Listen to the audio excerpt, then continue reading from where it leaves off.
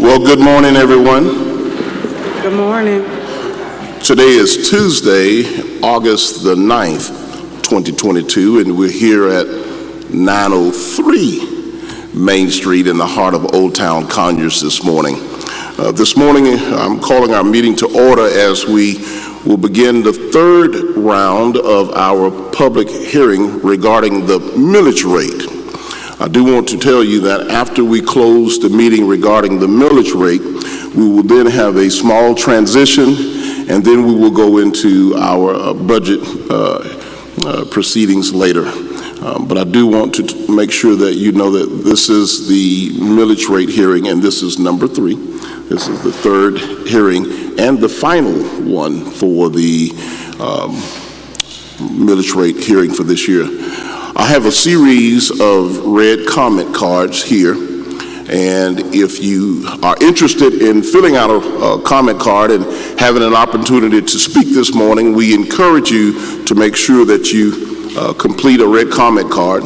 Our goal is to make certain that everyone who has completed a comment card will have the opportunity to speak and to have their voices heard. Before I go a little further, I want to just take another moment to talk about the decorum of our meeting, the order of our meeting. I want to make sure that every single Rockdale resident that's here this morning will have an opportunity to express him or herself and to share their views and perspectives regarding the millage rate. At the same token, I want to ask that we have a room of respect and order and decorum that reflects the community in which we live. No decision will be made today. On August the 16th, myself and the Board of Commissioners will be back into a public arena, Assembly Hall, to render the vote regarding the millage rate. So today we will not make a vote. Today we will hear again from the citizens of Rockdale County. And on the 16th of August, we will render a decision. So I just want to encourage everybody to follow the Robert's Rules of Order, and we'll move forward into our meeting so that we will afford everyone an opportunity to speak. At this time, we'll hear from our Chief Financial Officer, Executive Director Mark Lewis, who is the Finance Director for Rockdale County. He will be making the presentation concerning the 2022 millage rate. Director Lewis. Good morning. Good morning, Chair, Commissioner Washington, Commissioner Williams. Good morning. Good morning. I am Mark Lewis, CFO, Director of Finance here at Rockdale County. This is a presentation for the proposed millage rate for 2022. Next slide, please. The advertised rate was 20.758. However, the proposed rate is 18.69. The advertised rate represented where the rate would have been if we had not used ARPA funds for operations this year. The injection of these funds allowed us to increase services without impacting the millage rate. Again, the proposed rate is 18.69. This rate breaks down as follows. 2022 revenues of $93,400,000, 2022 expenditures of $86,800,000, and debt associated with the courthouse improvement of $6,600,000. Next slide, please.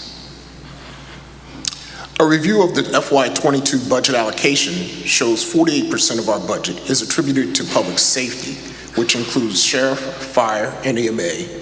30% of the budget is allocated to general government departments.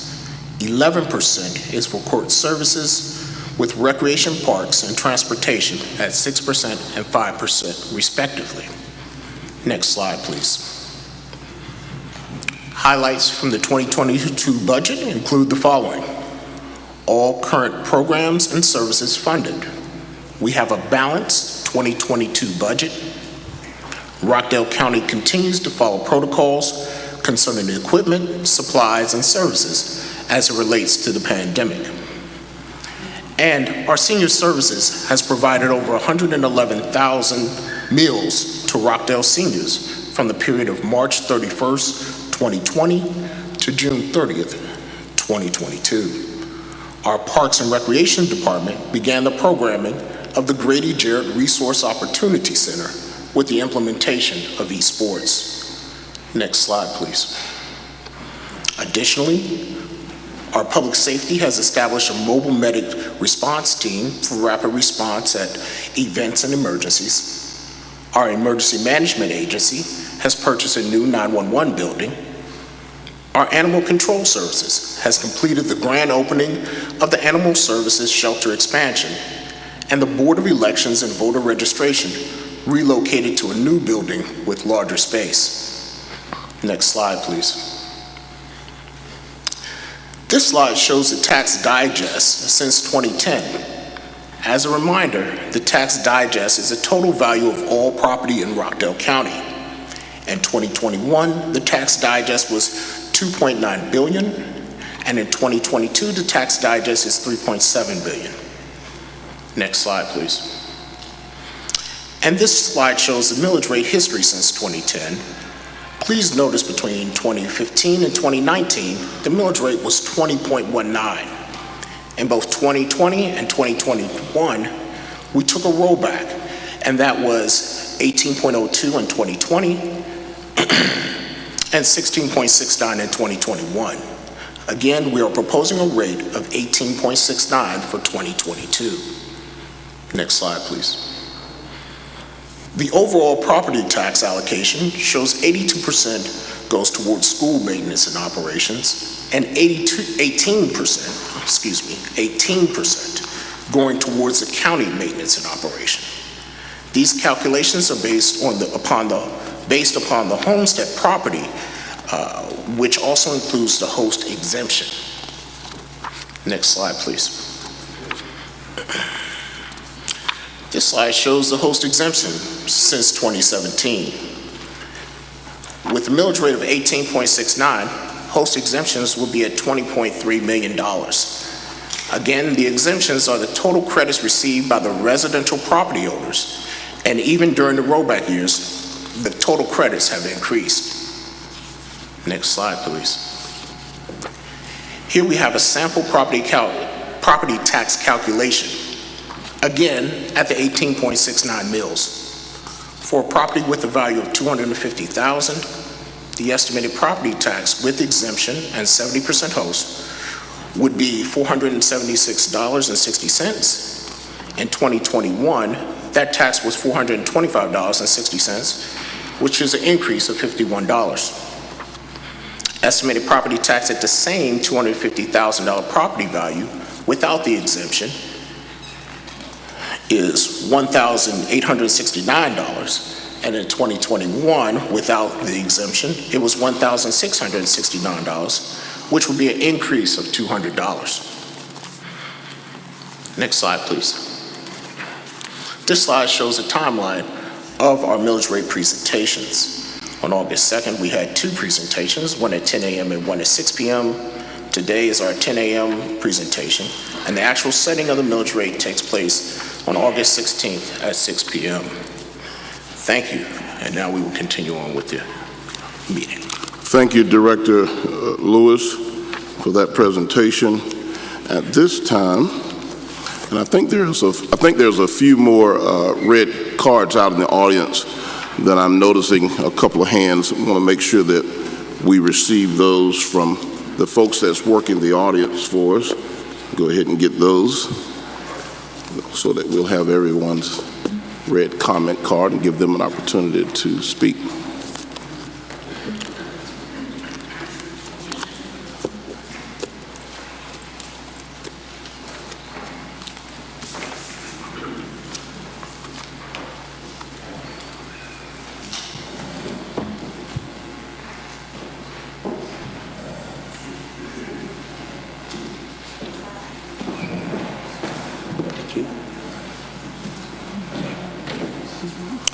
Executive Director Rutledge, if you would go ahead and read the disclaimer as it pertains to the millage rate hearing this morning.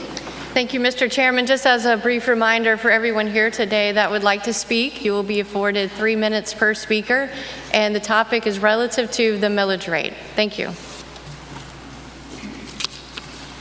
Okay. All right. There is a possibility that we could receive some additional comment cards, and my goal is to make sure that anyone who wants to speak will have the opportunity to speak this morning. The first speaker will come up once I call your name. You would come up and make your way to the podium and the microphone that's standing in the front of the room, and you will state your name, and we'll gladly allow you to have your 3 minutes to be able to express your voice. This morning, the first speaker will be Mr. Greg Pointer. Mr. Greg Pointer.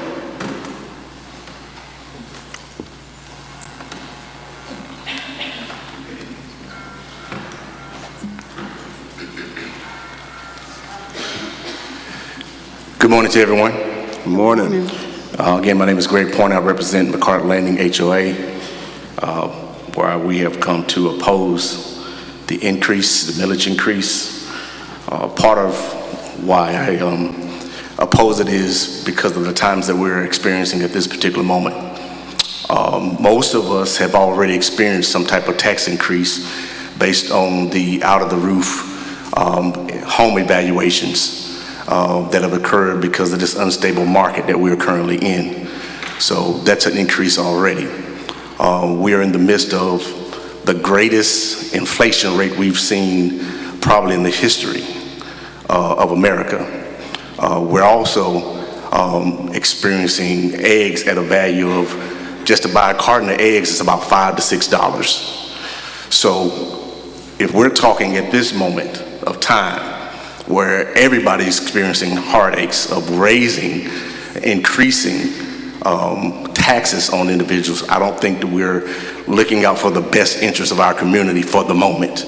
And I think that's what we have to look at when we're trying to make these decisions about raising taxes and increases and things of that nature. What does the moment look like? And at the moment, I don't think it is in the best interest of Rockdale County communities for that to take place. Also, you know, even for my community, we've had to struggle to get certain things done in the community.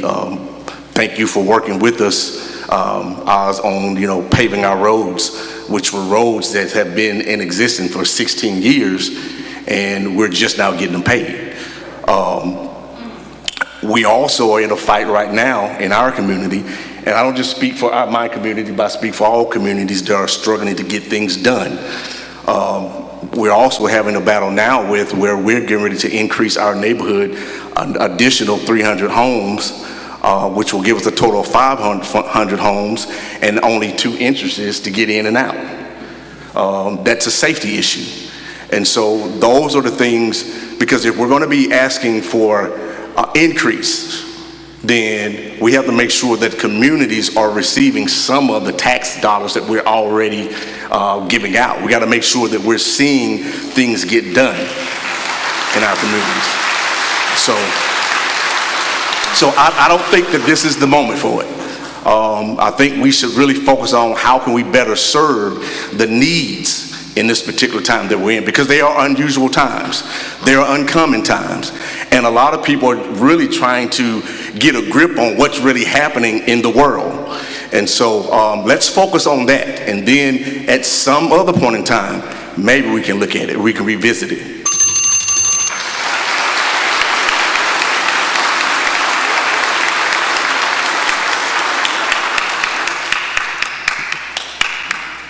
Thank you, Pastor Pointer. I appreciate all that you do on behalf of your community in Rockdale County. Next up is Mr. Brian Jenkins. Come on up, Mr. Jenkins.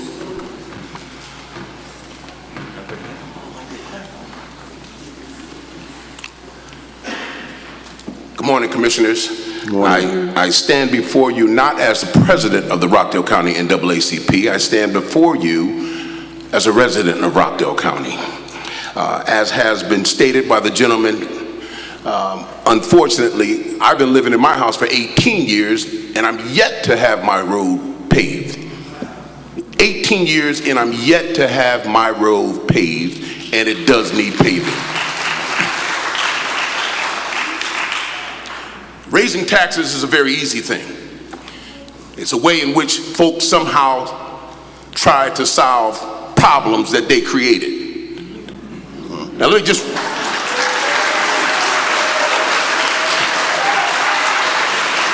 now when you raise taxes, those who are on a fixed income, their taxes, their income doesn't increase, but the property taxes increase. And so they're on a fixed income. So when you raise taxes, or when you talk about taxes, I'm a former legislator. So when you raise taxes, you have to be mindful of those who cannot afford to pay the increase. And so here in Rockdale County, the smallest county in the second smallest county in the state of Georgia, but yet these 3 commissioners love raising taxes.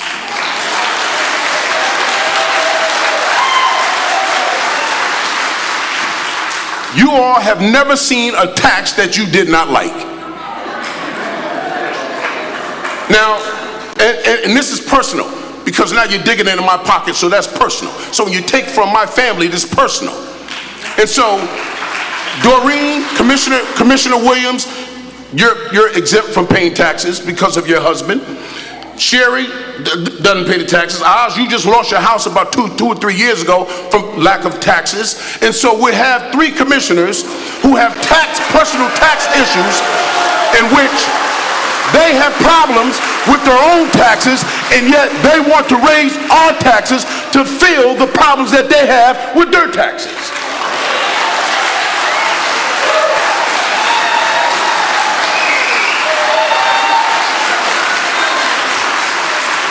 And I'm sick and tired of it. And listen, this is only a microcosm of the folk who are in Rockdale County who want very much to be here, who feel the same way everyone else in here feels. And I want you all to know that we need to put government in that works for us and not against us.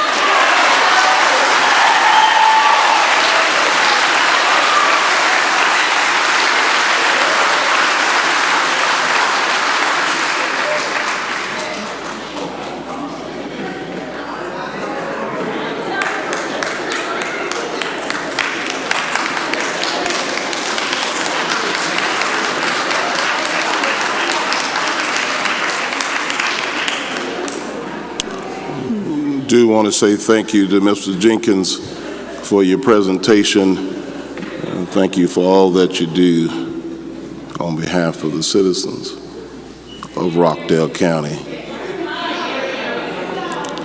I also want to say thank you for the opportunity to call up the next speaker, which is Ms. Tammy Schaller. Come on up, Ms. Tammy.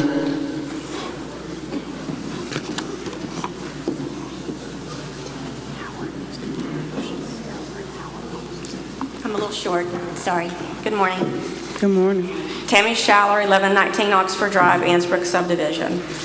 I've been before you 4 times before, one about short-term vacation rentals, one about churches in residential areas, and one about in-home daycare. Today I'm back before you about the millage rate.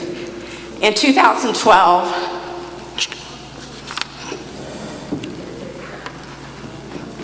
our property taxes was $2,800. In 2021, it was $3,700. In 2022, if you go up to the 18.69, we're going to be paying $4,700. That's after all the exemptions, the host. In 2002, when the host was introduced and it was implemented in 2004, we received 100% exemption. In 2015, it went to an 80% reduction. In 2017, up to 2021, a 70%. But the host sales tax collected has gone up every year from 2014 to 2021. In 2014, we collected $14 million. In 2021, you collected $21,477. But we're still only getting a 70% reduction. Stormwater, I understand. I support the stormwater. But when you go up on taxes, we look at tangibles. What do we see? Where's that tax dollars going? We don't see it. We don't see the streets being maintained. We see trash. We see all these abandoned commercial buildings that are not being maintained. We have to see where the money is going if you want our buy-in. And the last thing I want to say is that press release that was sent out in July of 12 telling us that you were going to do looking at a millage rate of 2.758. You poked the bear. The bear is awake. We're not going away.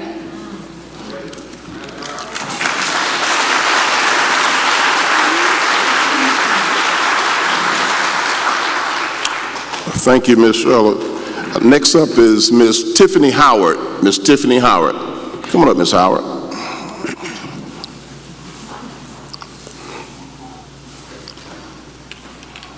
Thank you.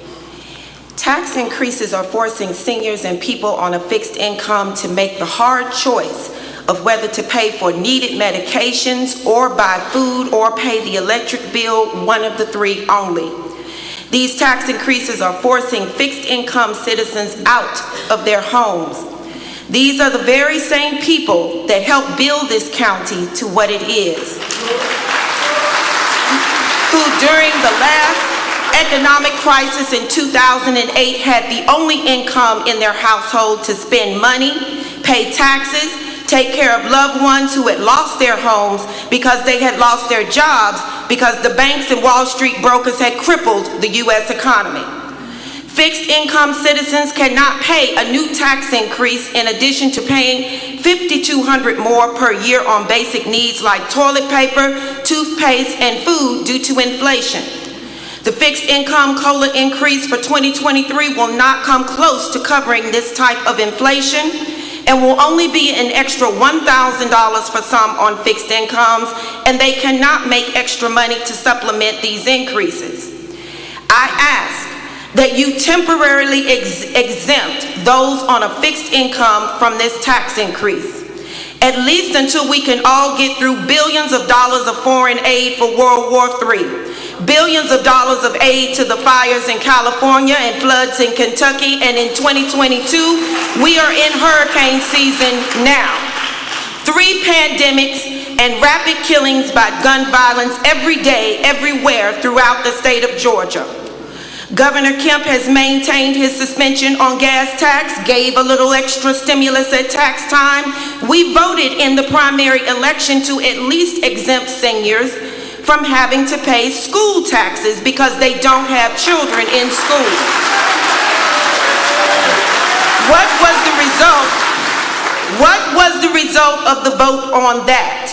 We must also help all fixed income citizens in Conyers.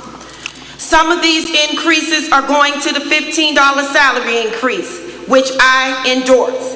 But I ask that you also implement strategies that Isabel did in 2008 when we had a $1 million surplus and we were not a cash-strapped Conyers. In closing, the people who take care of the people are the people we're going to do business with, re-elect, or elect. You have an opportunity to save lives in this county, and that is what you must do. Amen.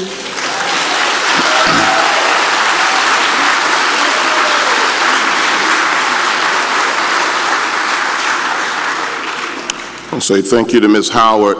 She was one of the very first to come out this morning. And certainly thank you, Ms. Howard, and thank you for what you do on behalf of the citizens here in Rockdale County. Next up is Ms. Corliss Turner. Ms. Turner, come on up. I wasn't going to say anything. I don't have anything written down. I just have a little bit of common sense. You know, you're elected to see about the people. You're supposed to make life better for the people. I am a senior citizen, but not only are senior citizens hurting, you're going to hurt the renter. When the landlord goes up on the rent, he's going to pass it off. You're going to hurt the business. When the business tax go up, he's going to raise his prices. You're also going to hurt single parents. You're going to hurt parents of school children. They're going to be less fortunate to buy band uniforms or whatever fees that they need to pay. But I did hear Mark say something about the exemption and what it would be after the exemption. There are several exemptions. He did not name the exemption, so that was misinformation. It needs to be broke down where people can see and people can understand. You all have been talking about raising these taxes since April.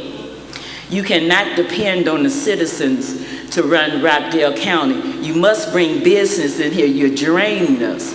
You're going up on everything, and then on top of that, the cost of any type of building of anything has increased. It's hard to get. Why don't you put the brakes on it? And then I know that you all were taught to reach your hand out and help the other man. There's always going to be people weaker than you, poorer than you. We are a community together. And you see all these people here. Do you know for a fact this is the first time I ever been comfortable coming before the board because of the treatment that I have had in the past, but this is about the millage rate, and I'm so glad to see my neighbors and my friends. Voices for Rockdale was formed as a nonpartisan group to unite the citizens, to educate, to inform the citizens. Your academy just calls people from different departments and say what they are supposed to, what the function is. We want them to know and read what the splice mean. We want them to know what you can and can't do. That's the education that Voices for Rockdale is about. And we're gonna hold up for, if my sister or my brother are down, I'm gonna reach my hand out. If I get one piece of bread, my brother or sister can have a half. So I think you need to reconsider this, put things on hold the way we have had to put things on hold. And I didn't want to mention, but he's right, you did lose a home in 2008, right? Okay, so you should know how it feels to lose a home. Have some compassion. Now I know your mother and your grandmother taught you better. You have all those pastors that you be going to. And then one thing I noticed too, you didn't pray this morning. Every meeting you pray. We need God in here. You need him in your heart. Thank you for letting me speak.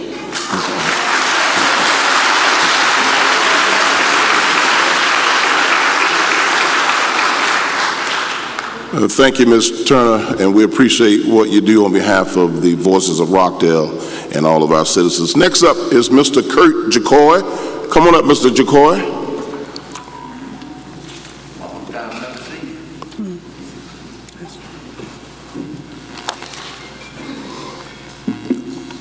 Hello, I'm Kurt Jacoy. I'm not asking for sympathy or anything. I'm going to tell you about me. I've been diagnosed with stage 3 cancer.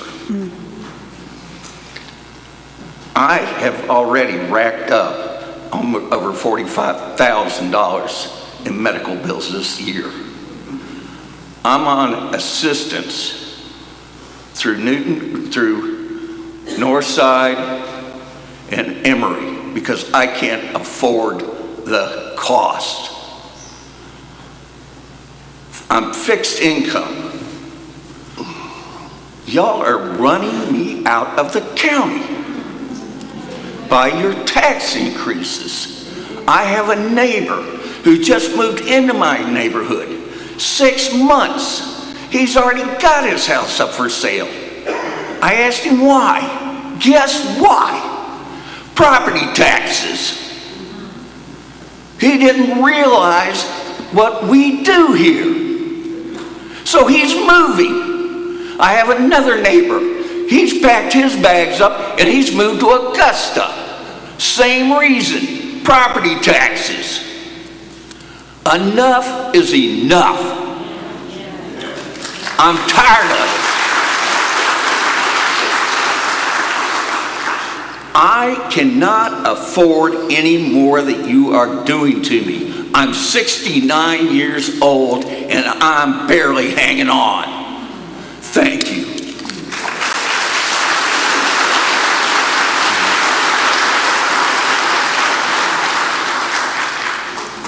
Thank you, Mr. Jacoy. Next up is Mr. Mark Flowers. Come on up, Mr. Flowers.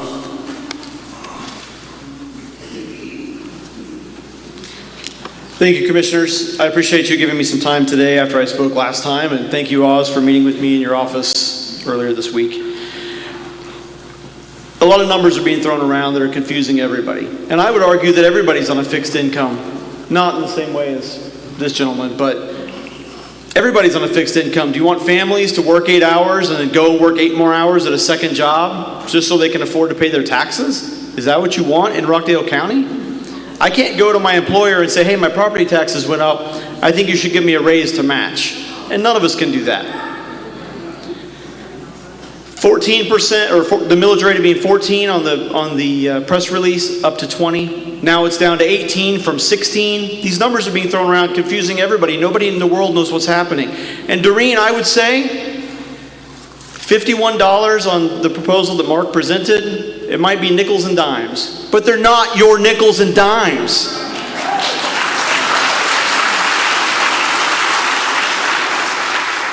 It can be easy on a large budget of tens of millions or hundreds of millions to change the amount of funding for one department or another by 10,000 or 100,000 or 500,000. The E911 service is a proposed increase of 49.7%, about $748,000. Cut it in half.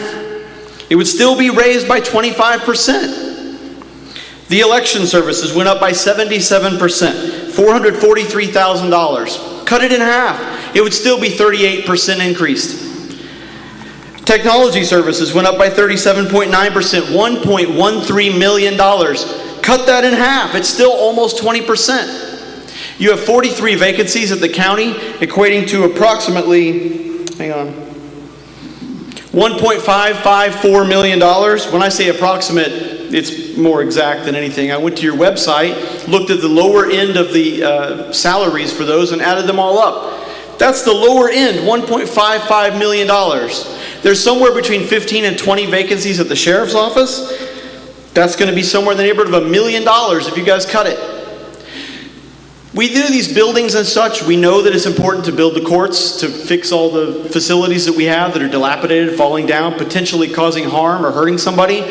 We know that the court of Georgia might order you to fix these things at some point in the future. But they were built in the 1930s. We had 90 years to prepare for that. Did you not see it coming? We've seen the budget increase. We've seen our expenditures go up on this side of things by 73% since 2017. You couldn't tighten your belt at some point in the past 5 years and prepare for today? How about instead of raising the millage rate, you tighten your belt now and prepare for 5 years from now? Let's balance the budget today or now and work on fixing the problems 5 years from now.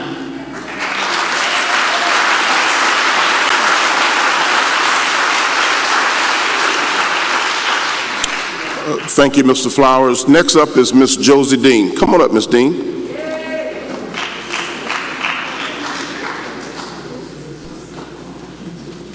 How y'all doing? I hadn't seen y'all in a long time.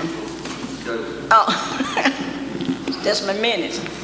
And I just told God, I said, God, I'm not fighting them no more. I said, because if people keep voting for them over and over again. I had a sign out there that say, black man never forget. I said, because black people keep voting for black people. We got a whole lot of black heads. And I'm like, what have we got? The city, this county is dirty. Everything don't went behind. And we thought we was getting something new and something different. I come from the same project you do. I come from Sunset Home. Maybe you didn't have it like I had it. My mom had 10 children. So God said, I need you to appeal to their hearts, because you can't appeal to their mind, because their mind is set somewhere else. I'm that child slept on the floor that didn't have a bed to sleep in. I'm that child that had to go next door to get some food. I'm that child that had to beat up my sister to wear their clothes because I was too fat for the clothes. You're not understanding what you do to us. What are you going to do to them children? What your mama saying about you right about now? She wants to be proud of you. How can she?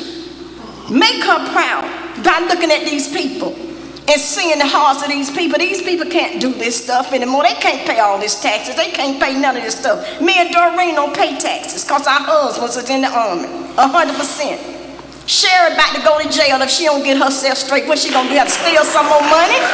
Why you think she had to steal all the money? Why you think she had to cheat all them people? Because she couldn't afford it.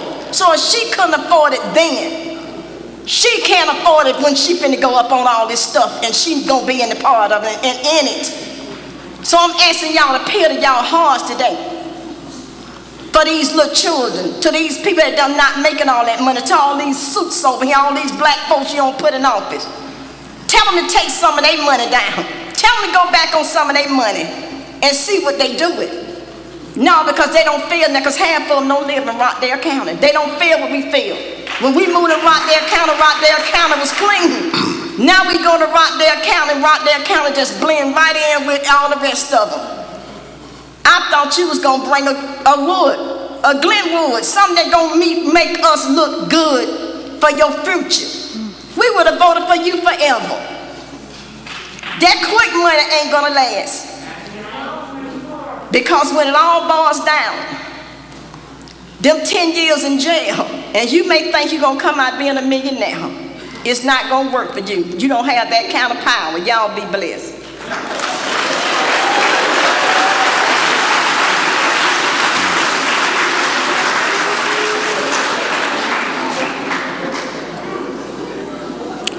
Thank you, Ms. Dean, and thank you for all that you do on behalf of the citizens of Rockdale County. Next up is Mr. George Kellercheck. Mr. George Kellercheck. Come on up, Mr. Kellercheck.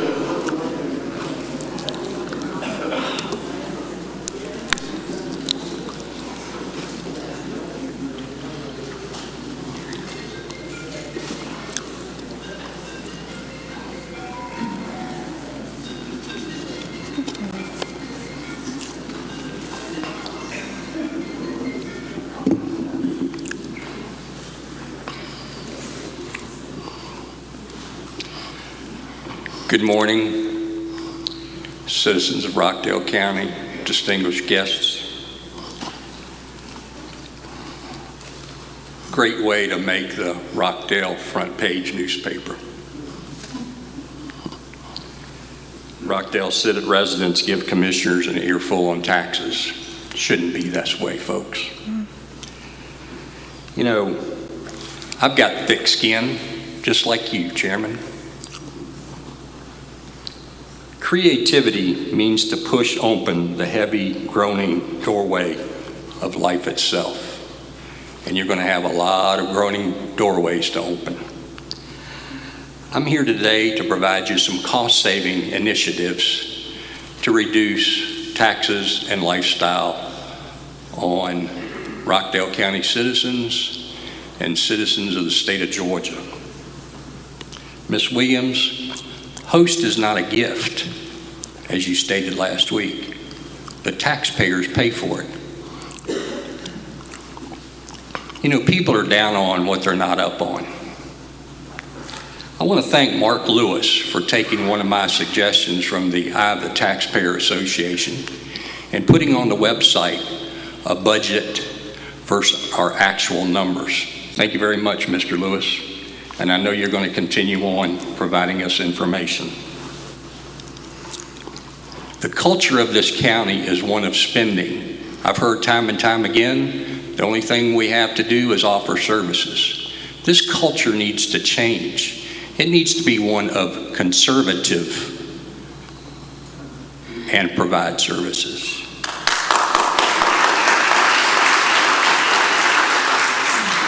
We need to have quarterly updates from the CREDC.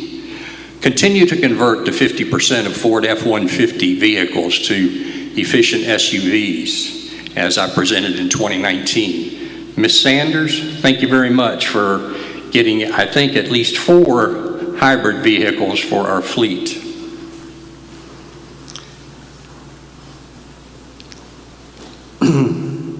Front porch discussions. Let the citizens attend these discussions. And also, why don't you guys, and vice versa, attend the Board of Education meetings and the City Council meetings so you can hear the citizens say what they have to say.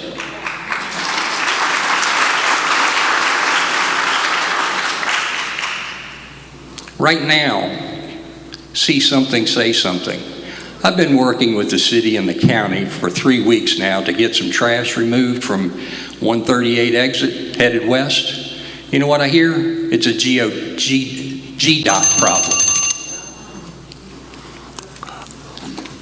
Thank you, Mr. Kellercheck, and we certainly do appreciate all that you do on behalf of the citizens of Rockdale County. Next up is Mr. Larry Cox. Come on up, Mr. Cox.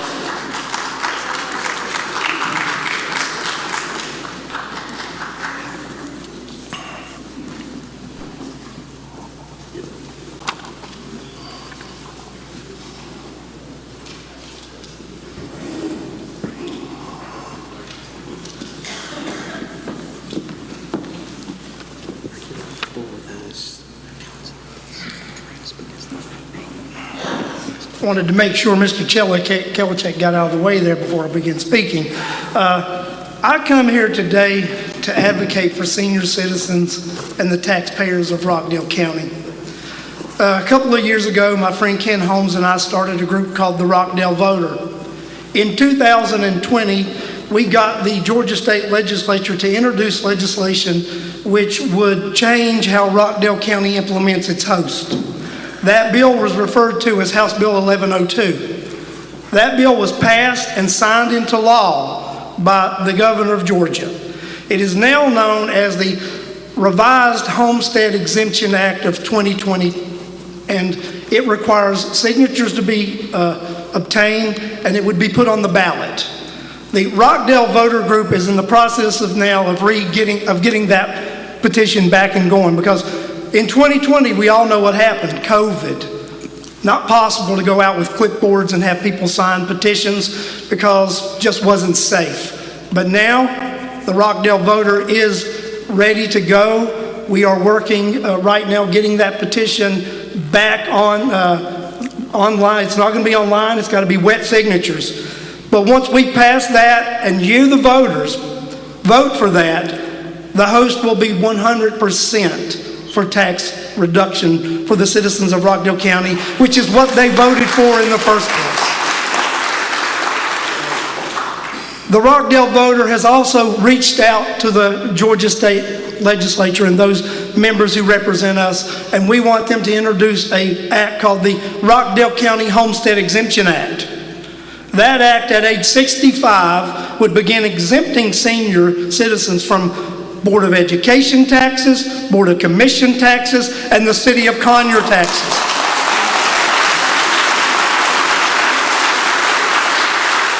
At age 70, they would be totally exempt. For too long in this country, we have put this tax burden on our senior citizens. I just spoke to two seniors coming in here today. They said, if I sell my home because I can't afford my taxes, where do I go? Where do they go? It's time that we put a stop to the nonsense. It's time that the citizens of Rockdale County not only come to this meeting of the Board of Commission, because the chairman has mentioned several times, and I agree with him, the Board of Education is probably the biggest problem we have in this county. And you know what? This size crowd needs to attend the next Board of Education hearing and let them know you're tired of their nonsense also. Enough is enough. Thank you.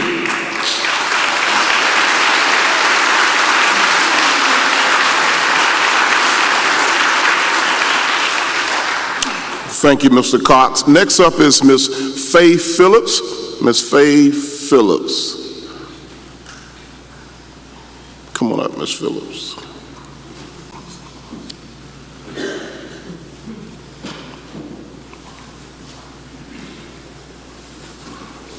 Good morning. Good morning. As a resident, I'm here to oppose any millage increase. I would hope you are ashamed by what you are proposing. In the economic environment we are in and the cost of living being difficult for so many, and you want to increase the millage rate. Have you really looked internally at cost-cutting measures without greed? The county does not have the amenities or really anything that goes along with such a rate or increase that we have. People will leave this county, and those looking at this county will decide against moving into this county with what you propose. The values of homes and other properties were increased, and even increased to a value that was really much too high for that particular property. And at that time, when things were asked to be lowered, things were never done. People spoke out, and nothing was really done. Now, on top of that increased value you did not long ago, you want to increase the millage. Think about it. Again, put your pen and pencils to paper and figure out things in this government that can have costs come down and not raise the rates and cause more hardship on people in this county. I ask for no millage rate increase.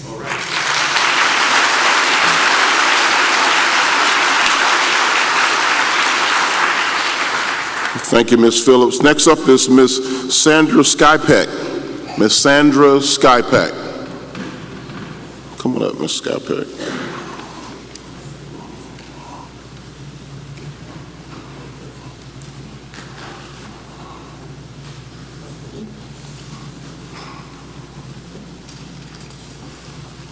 This is kind of high. Can you hear me?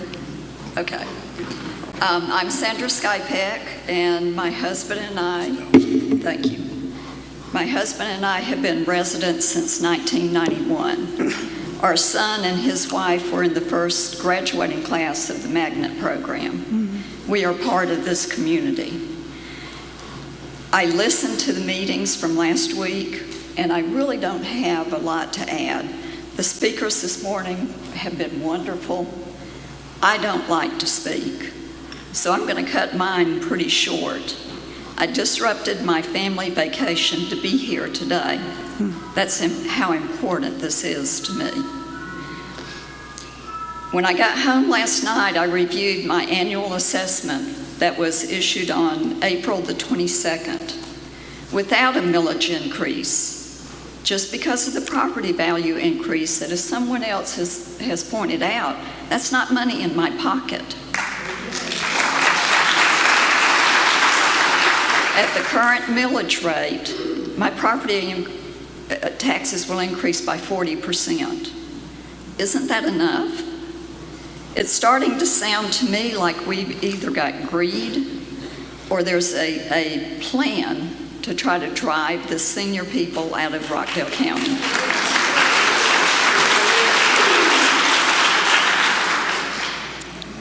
I heard that you're thinking about budget cuts, which is good. It sounds like maybe you're listening to us. What I propose is that you discontinue this nonsense about raising our taxes and look seriously at the budget. I would actually like to see a decrease in our millage rate.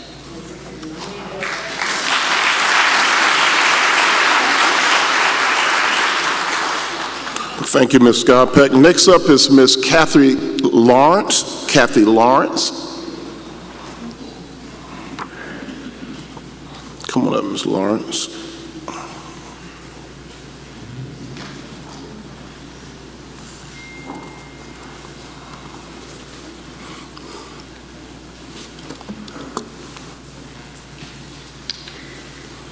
Greetings, Commissioners. My opinions. I am Kathy Lawrence, a 46-year resident of this county and a 30-plus year employee of the Rockdale County school system, many of those years in administrative positions overseeing million-dollar budgets which were public monies. To hear is to perceive with the ear the sound made by someone. To listen is to hear someone with thoughtful attention. I hope that you are now listening to taxpayers and voters. On September the 11th, 2001, there was an external attack on the United States of America, and all citizens came together as one, shocked by the attack.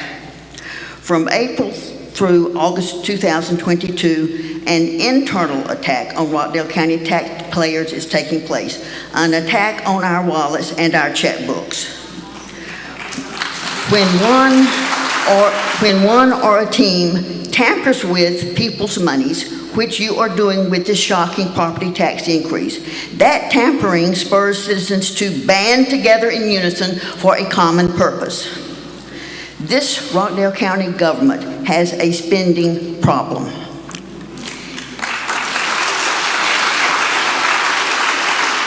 In private and public organizations, to be an effective leader, one has to have a significant number of followers. Many Rockdale County taxpayers think that literally and figuratively, you want to and do close the door on seeing and listening to voters. Last Tuesday morning's hearing was a prime example that I experienced. Required attendance county employees occupied about 30 seats that left more citizens outside in the heat with no audio or video feed to the hearing, with some of those people having to leave. I offer, focus on the essential needs of citizens, not on expenditures that may focus on your wants or sense of self. Get in touch with the reality of Rockdale County citizens and learn what we think. Provide easy access for all members of the public to truthful, thorough, and clear information, particularly on how our tax monies are actually spent. And listen, Rockdale County taxpayers and voters want and deserve to have confidence in their tax-paid elected officials. Commissioners, only you can change our opinion of what currently exists. Thank you.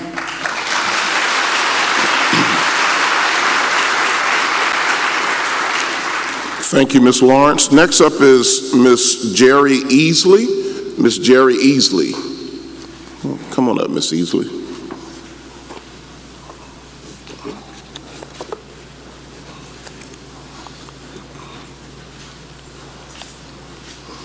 Thank you. I stand before you for the second time. And as I said before, I'm so glad I'm surrounded by so many smart people that I don't have to do all the paperwork and stuff like that. I have learned so much today from that.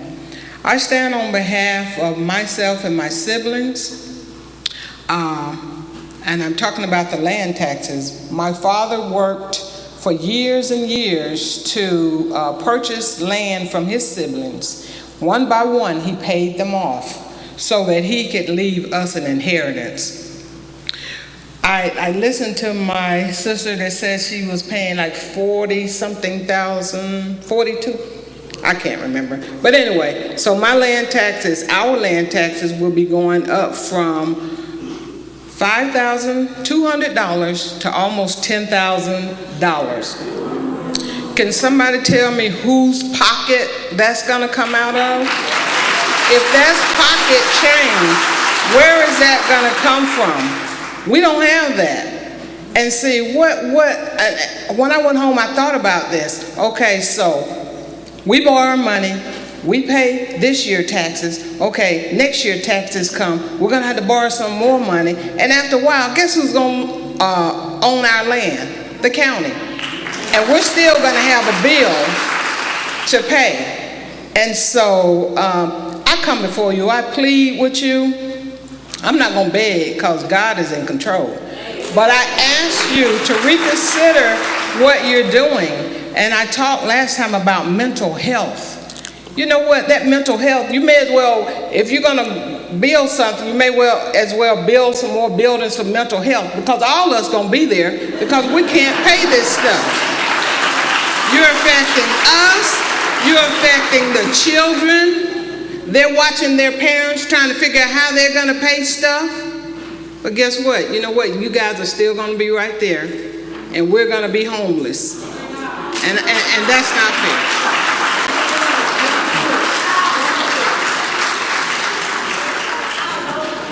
Thank you, Ms. Easley. Next up is Ms. Whitney Tucker Jenkins.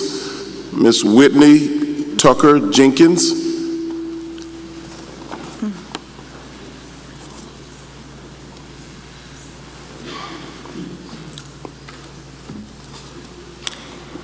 Good morning. Good morning. I have a message that I received on August 4th, and it's titled, Word of the Lord for the Commissioners. Thus says the Lord God of heaven and earth, give my people back their money. I am the God who sees all and knows all. I see your wicked schemes and your closed-door plans.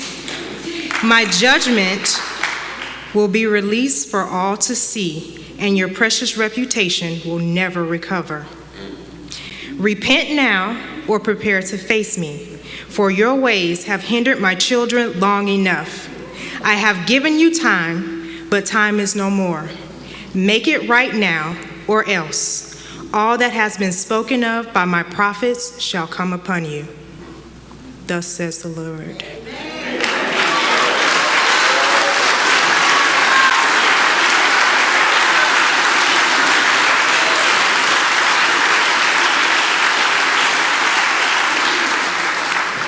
Thank you, Ms. Tucker Jenkins. Next up is Mr. Donald Wisenhan. Donald Wisenhan? Donna Wisenhan. Donna, Miss Donna. Thank you. Come on up, Miss Donna.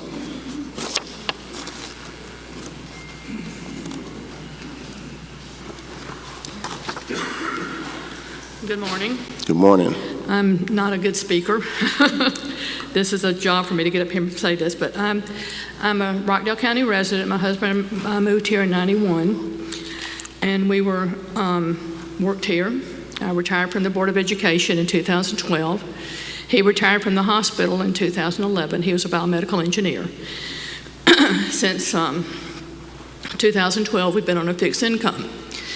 Last year, I lost my husband, and my income is gone in less than half. I'm struggling. My property tax is going up another $500 this year. It has gone up in 5 years, it's doubled already.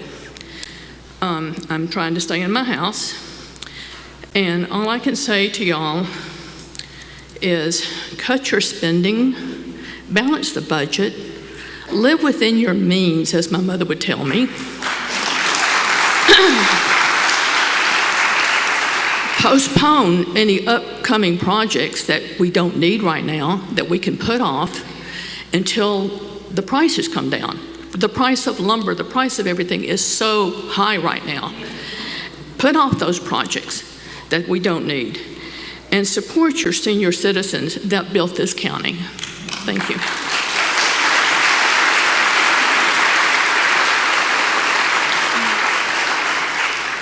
Thank you, Ms. Donna. Next up is Ms. Debbie Owen. Ms. Debbie Owen. Come on up, Ms. Debbie.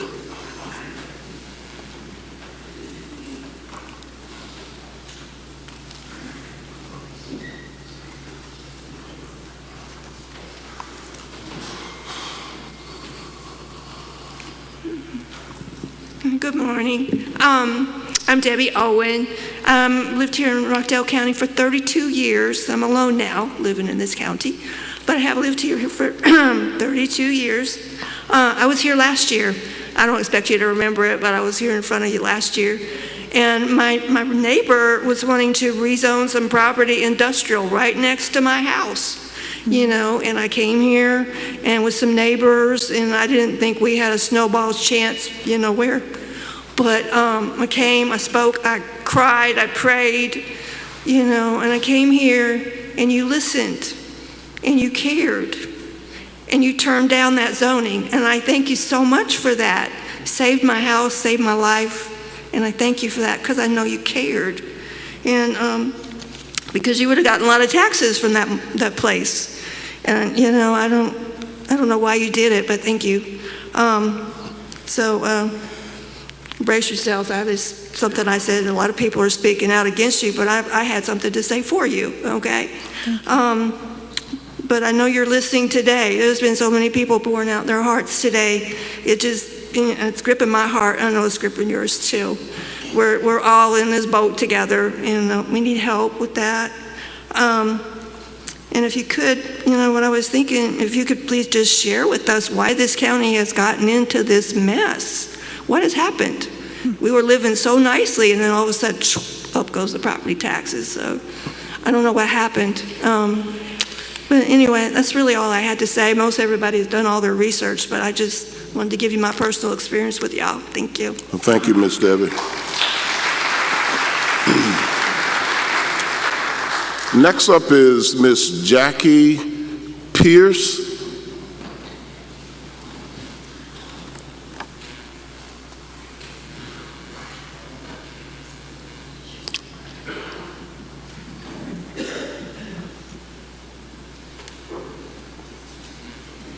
Good morning, everybody. Good morning. I'm not very eloquent at this, and everybody else here has pretty much said everything I've already thought of.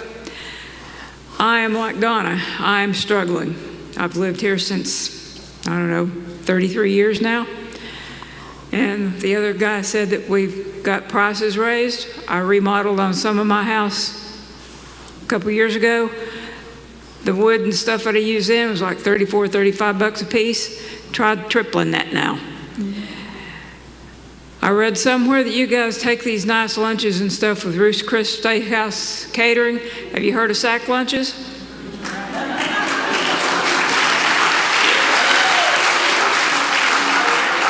We don't need more property taxes and stuff raised. We need help.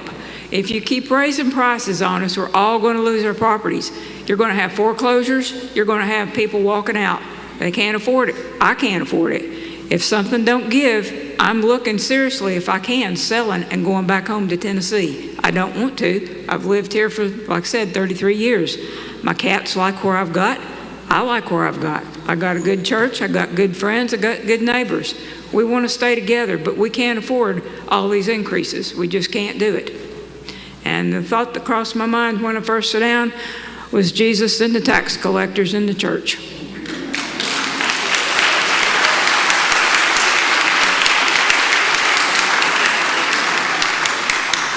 Thank you, Ms. Jackie. Next up is Ms. Linda Scott. Ms. Linda Scott. Come on up, Ms. Scott.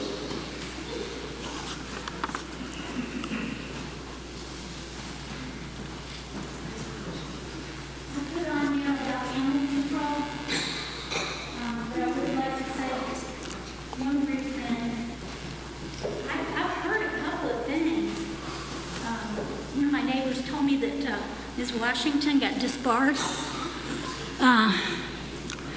Anyway, that doesn't sound good. But animal control, I'm having problems with some of it. They told me to call the city the last time. And I got with the mayor, and he helped. He did something, because the last time I called the animal control about this one particular dog that was crying her eyes out nonstop, days and days and nights of it. And so he got together with the police chief, and they took care of it. But animal control, really, you need to get together with the mayor, and y'all set something up, you know. So, you know, people don't have to call this place and that place. And, you know, I'm familiar with the government here locally. I've lived here long enough. And I'm just upset. I'm really upset about this tax hike. I can't afford it. Like I said last week, me and my husband are on a fixed income now. He had to retire for medical reasons. And so, like the lady said about the Sadducees and the Pharisees, Jesus might come and wipe your plate.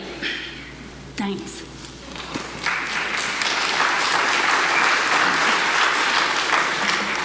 Thank you, Ms. Scott. Next up is Ms. Julia Mathis. Ms. Julia Mathis.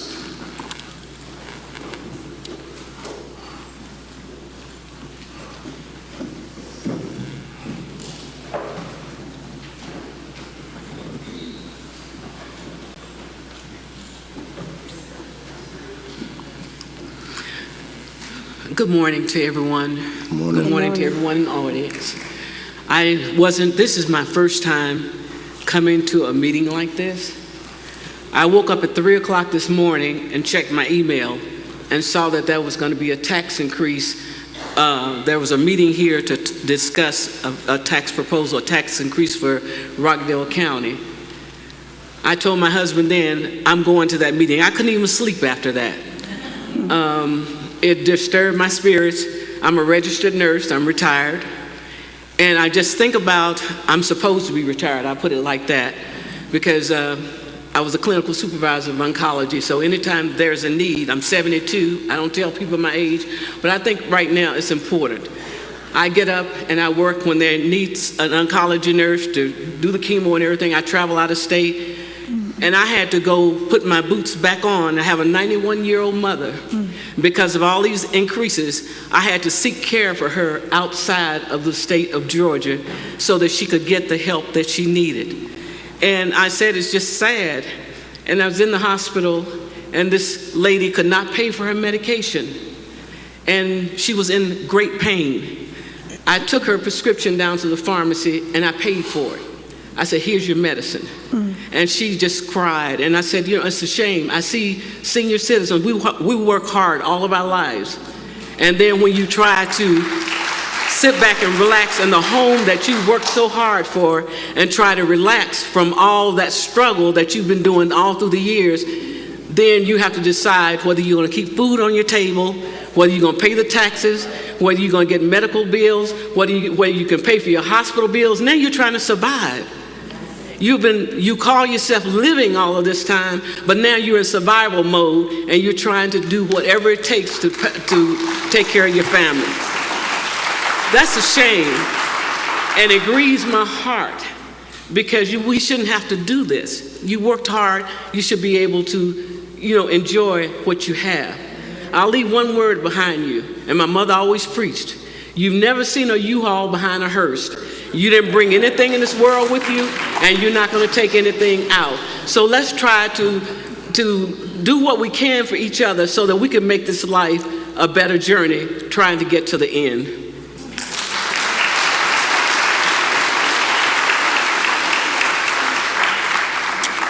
Thank you, Ms. Mathis. Next up is Ms. Barbara Ramsdale. Ms. Barbara Ramsdale.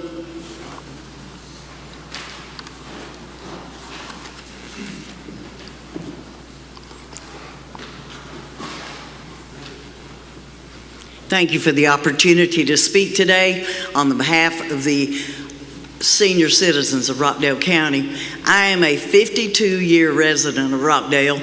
I love living here. I love where I live. I live on Corley Road in North Rockdale, out in the middle of the woods. When folks said, well, your husband passed away, are you still going to live here? I said, it's paid for, and I love it. But the problem is now, Friday, I'm going to open a home equity account because the house is paid for, so I can take care of these bills like rising taxes, rising insurance, rising grocery cost, everything that has to be done.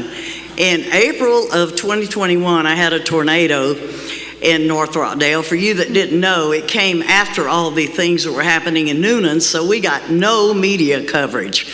My house is still incomplete. There has been about $8,000, $9,000 that I've had to invest of my own money, things that were not covered by insurance, in order to get things done. I am 78 years old, will be in 2 weeks, and I'm thankful to be able to still live here and have been here for so many years. But I also have medical issues like this gentleman spoke. Every time I walk in the hospital door for a test or for an operation, I've had 7 in the last 5 years for bladder cancer, it costs me $300. Well, I like to eat, I like to buy gas, to go places, I like to do things that cost money outside my house.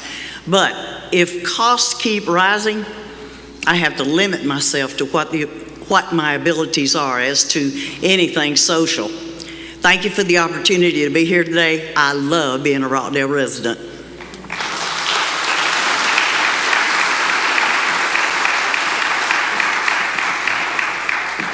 Thank you, Ms. Ramsdale. Next up is Christopher and Agatha Rogers. Christopher and Agatha Rogers.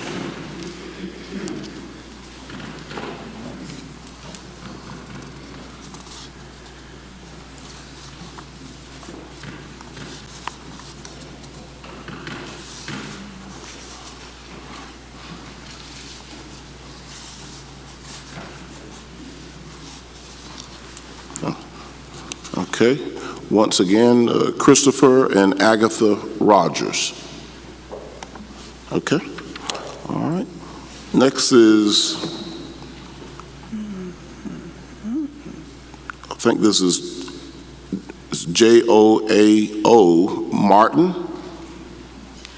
Mr. Martin, thank you. Come on up.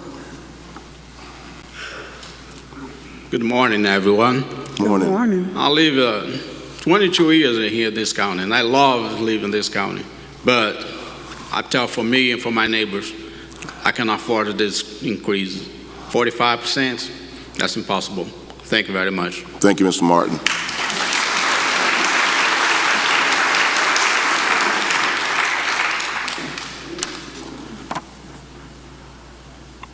First name Fabian, last name is Nabanga. Come on up, Fabian. Come on up. Come on up. Okay, does he wish to speak?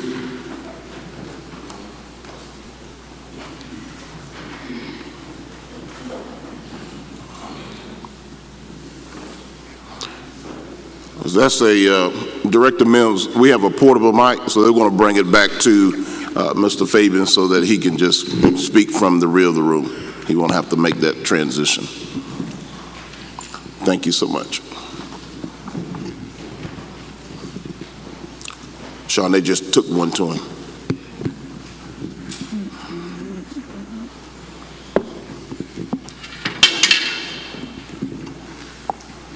Good morning, everyone. Good morning.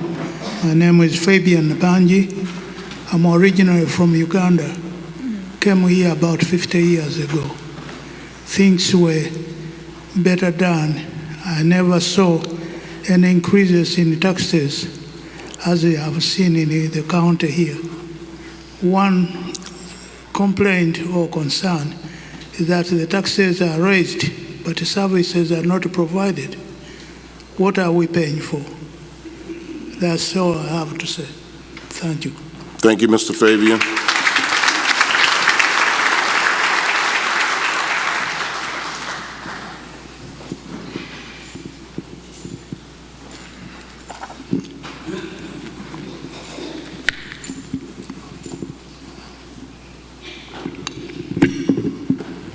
Next up is Mr. Loyal Mitchell. Loyal Mitchell.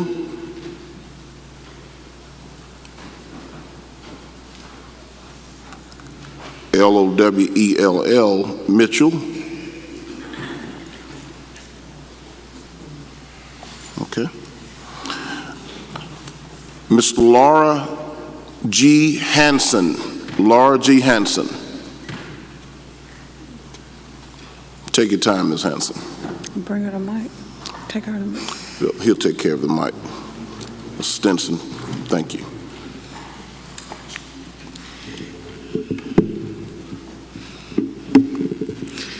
Hello, good morning. This is hard because there's so many things that I want to say that I really don't know where to start anymore. But I live in the Millstead area, and I work with a lot of people in our community who are elderly or in need of resources due to being in the poverty or below poverty level. The announcement of this tax proposal in our community was a terroristic threat.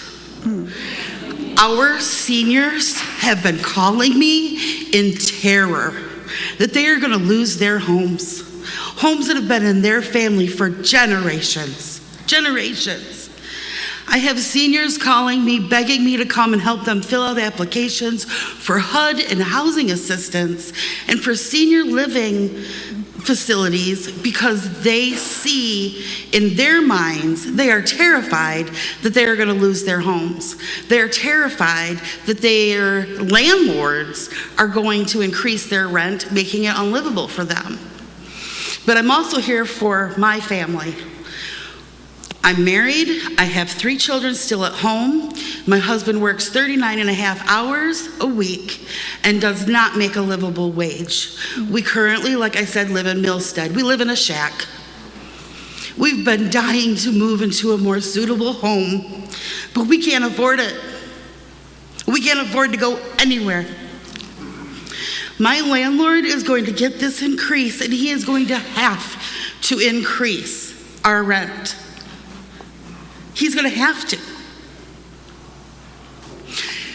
This tax increase is sentencing my family to homelessness. I have a child here. He's missing part of his immune system. He's very ill. We can't just go live in a shelter. I have another son who's autistic. I mean, we have problems, and we're not the only family in Rockdale that deals with this. And we are not the worst off. There are many families who might have 7 or 8 children with special needs and other things. My husband has heart problems and cannot work. More than that, he can't. It'll kill him. How many other people might be risking their lives? My challenge is to postpone this and to take a week and live in some of our shoes. Only be living with our food allowance, our bill allowance, our rent allowance, and then make your decision. 1 week, I challenge, not even all of you, one of you, to talk to us and live what we live, and then make your decision. Thank you.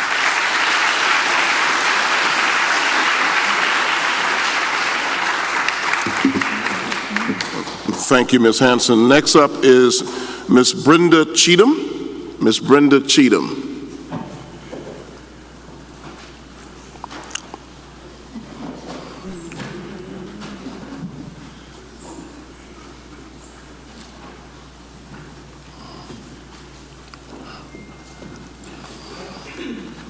Brenda Cheatham, and I'm a resident of Rockdale County.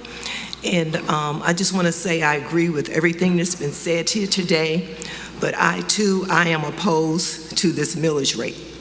I don't understand why, if our property taxes are going to increase just from the assessments, why do we need a millage rate? We need to be told exactly what these funds are going to be going for and what percentage. The county needs to, you all need to understand that just as we adjust our lives and our budgets and our families, we need to do that as a county. There are tons of things I'd love to do, but I'm not going to be able to do them because I have to adjust my life for what it is. And to, increase taxes by, millage rate by more than what the inflation rate is criminal. The inflation rate is 10.1%. So why are you looking at something that's almost 3 times that much?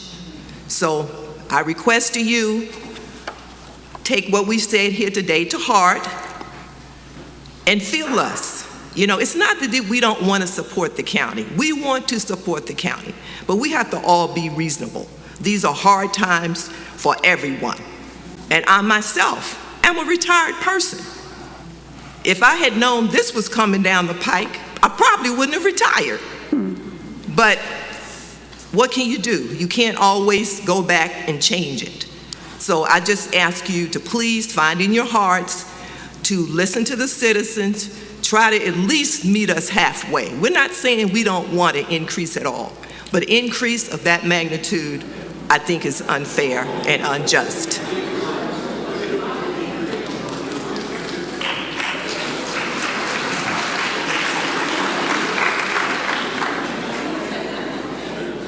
Thank you, Ms. Cheatham. Next up is Mr. Ernest Purdy.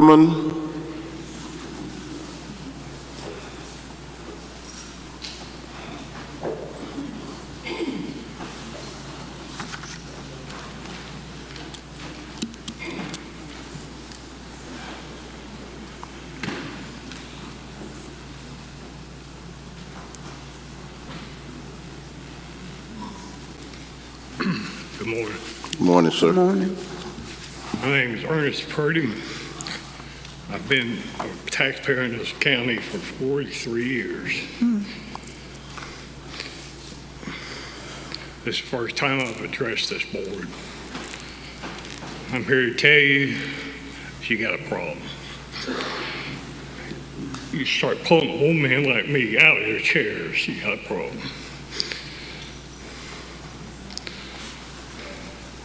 I'm here to tell you respectfully to kill this 50% tax hike.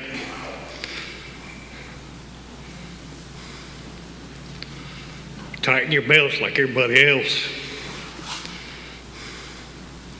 or you're all going to be looking for a new job.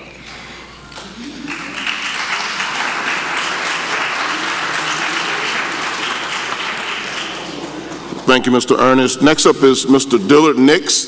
Mr. Dillard Nix. Come on, Mr. Nix.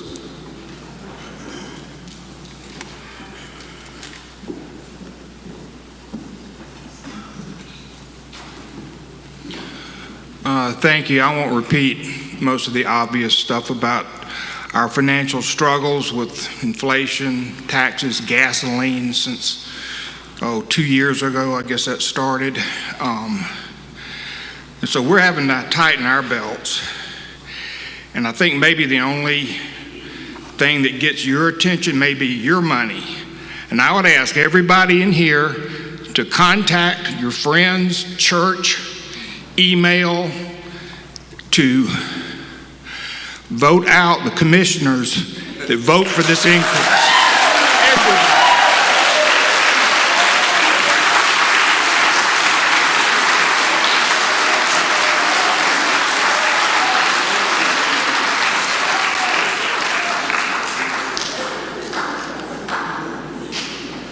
Thank you, Mr. Nix. And next up is Mr. Danny Mobley. Mr. Danny Mobley.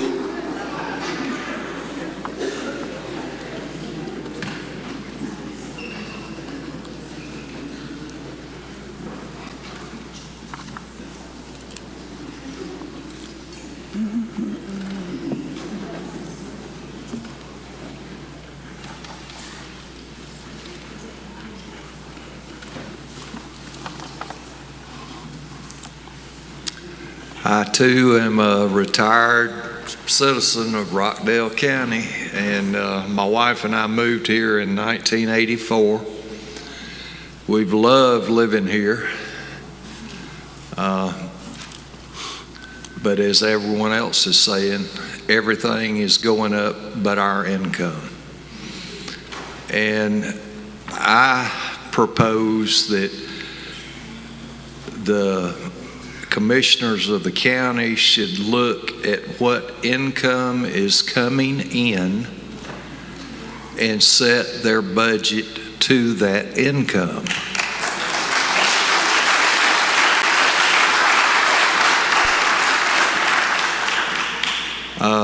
That's the way, all of us have to do with our own personal families. And I don't see any reason why the county commissioners can't do exactly the same thing.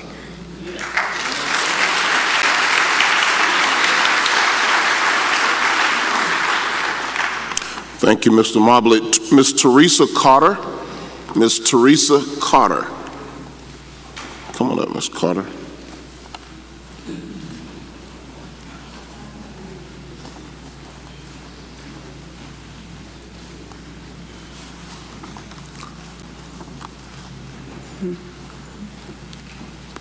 Hi there. This is very personal to me. I'm 57 years old. I was born in Rockdale Hospital, lived here all my life, been a homeowner for 33 years, raised 4 children here. All 4 children have moved out of Rockdale County. I have 5 sisters, one's in heaven, but she didn't live here, and 2 brothers. We were raised in Rockdale County, all who have moved out of Rockdale County. I have family who are real estate agents, and they don't recommend people move to Rockdale County, and that breaks my heart, and it gets me angry with this family member, but I do understand. The reason my children moved out was because of the crime in Rockdale County. I since have, this is so personal to me, I since have, my daughter bought land next to us. We live on family land that's been in our family, my husband's family, for over 100 years, and she's building a house next to us, and her and our 4 grandkids. That's so amazing. The day that she closed, a major crime happened in the land next door to us, can't go into. She's like, oh God, Mom, what have I done? And then this came just across my email, and I'm like, oh God, I can't tell her. Property taxes. I want to know, nobody has spoken about all the apartments going up and the rezoning, taking commercial land away from and putting it residential. Commercial will bring in more taxes. Is this one of the reasons that property taxes are going up? I'd like to know that, because I don't want all the apartments. People that I've talked to out here before the meeting, they see all the apartments. They don't want more apartments in townhomes. My daughter, 4 kids, 3 extra dogs, 2 cats moved into our house while we build their house. And my daughter, she's a professor, assistant professor at Emory. I said, Beth, I'm going to speak today. Mom put God in there. I said, type it out for me right quick. She says, as the Lord looks to guide our every step, we are to look to Him. The Lord knows the very intent of your heart, y'all's heart. He knows if what you're asking for is meant from a spirit of honesty and good or out of deceit. The Lord also favors His people. Churches all around Rockdale are praying for you, praying for your heart to be turned to serving the people and His will. If you had intended for things to be honest and good, you would not have had to hide the rezoning signs. You wouldn't have had to quietly look to make changes that most Rockdale County citizens are opposed to. You, sir, have the duty to serve the people of Rockdale County and do what is right. Your heart needs to be in the right place before you can do what is right. I hope and pray the Lord finds you guys' heart in the right place and serve us, Rockdale County. We don't want this, and we don't want more taxes. We're self-employed, and if I'm not at home working, my husband's not at home working, if he's here, I'm not making money. And we're not senior citizens yet, but we will be. And I have stood up for Rockdale County.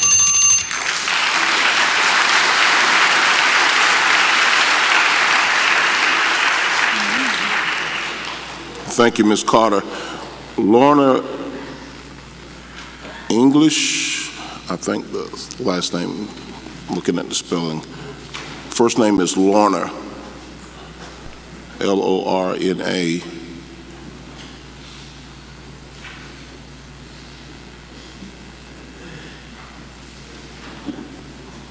Okay. Next is Miss Betty Alexander.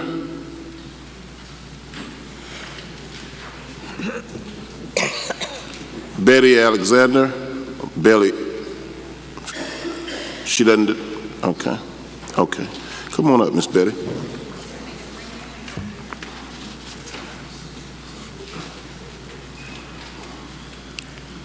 We moved in '84. I'm tired of paying taxes go up, I guess.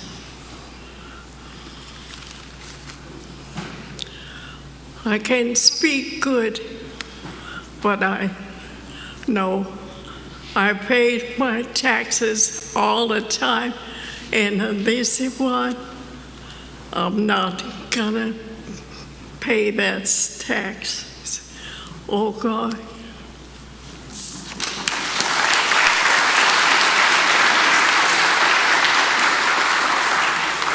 Thank you, Miss Betty.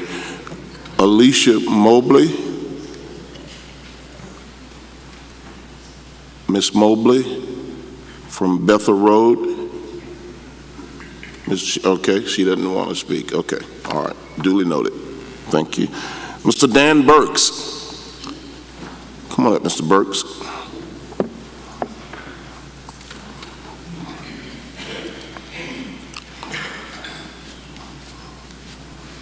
Thank you. First of all, I'd like to draw everybody's attention to the article in the Rockdale Citizen yesterday by Alice Queen, and it shows that there's another misuse of the ARPA funds. And you can go read that for yourself. But what I'm seeing is, like I said last time I spoke, we need to cut. And what I see at the beginning of this meeting, we're not cutting, we're adding. What's this esports? This is something that can be put on hold. We can't afford that. I can't afford to put a pool in my backyard. I can't afford to get a pool table. I can't even afford to get a ping pong table. But let me take you on a tour. Let me ask you to go down the road here a little bit. Oglesby Bridge Road and Highway 20. It shows, it's a microcosm of Rockdale County. You go there, and there we got a huge shopping center. What I'm driving at is we need to bring money into the county. Don't just raise taxes. We got an empty shopping center for how many years? Now, I don't mean go give them tax breaks to fill that building. I mean at least talk to them. At least talk to the owners there. I don't know if you've done that. Excuse me if you have. But that's an empty shopping center. It's in good condition. It's time to get that used before gets dilapidated, like further on down the road. You go down Oglesby Bridge a little bit further, there are 3 abandoned buildings right in a row. I mean, they're terrible. They're falling apart. You know, can you call the owner of that land and ask him, hey, what are you going to do with this land? Let's get something done here. Let's knock these buildings down. Let's get a nice house in there that'll go on the tax digest. Then you go just a little further down the road, and we got a homeless community. I don't know if it's a shanty town at the corner of Midway and Oglesby Bridge. In front of it is a wonderful car repair shop. He focuses on BMWs, Mercedes, high-end, and he's done a lot of improvements to that property. It's a beautiful property. He runs it really nice, keeps all the cars right on his property. He's moving. That's for sale. He don't want a homeless community behind his house. He don't want dilapidated houses across the street. So you go across 212, and this is what Rockdale can be. You got 2 of the prettiest subdivisions in the county. You go a little further down, you got rolling hills, you got all the green space you could imagine down there. We don't need parks to have green space. We need to work on these parks. I'm sorry, I know people, walking trails and tennis, they're all important, but we got to really take a long, hard look at these parks. Thank you. Thank you, Mr. Burks. Next up is Miss Bonita Nelson. Bonita Nelson.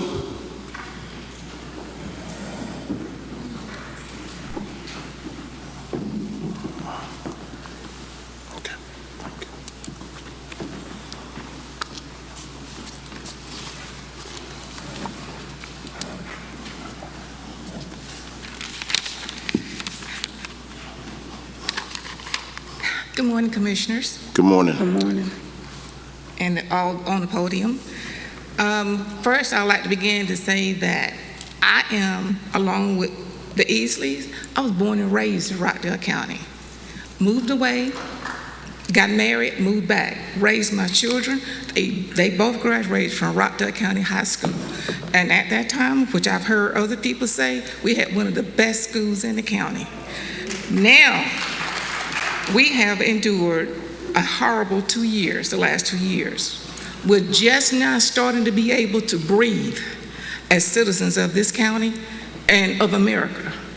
Now, everyone is seeking to recoup all of the monies they've lost in the last 2 years because their pockets are empty. What about ours? Most of us in this room, including myself, I'm 62. I am now retired because I've had to become my mother's caregiver. We are planning to retire in place. We want to keep our home. But when I look at the assessment that we receive, there is no way. Each time we receive an assessment that raises the value of our home, our homeowner's insurance also increases. So not only did I receive an increase in insurance, the property tax. So I'm looking at nearly $5,000 this year between the insurance and the property tax. We can't afford it with the price of gas, the price of food. I'm trying to help my daughter who has lost her job, and we just got to maintain a way to survive. And that goes for each person in this room. Commissioners, we can't do this. I know we need the money, but this is just not the time to do it. I understand from the article I read that there was an allocation of $1.something million from the COVID relief program that is owed to the county. Can we not use some of that money to take care of what's needed in the county and wait to raise property taxes if needed at all? Is that a possibility? I mean, it's something that is affecting us not later, not 5 years down the road, right now. You're going to lose citizens of the county because the property tax is running people away. I spoke to an actual owner of one of your businesses right here in town, and he himself said that it's costing him an additional $10,000. And there are some businesses that are planning on leaving the county, and some are not coming at all. We cannot continue to have taxation without representation and the real line of where this money is going. Thank you.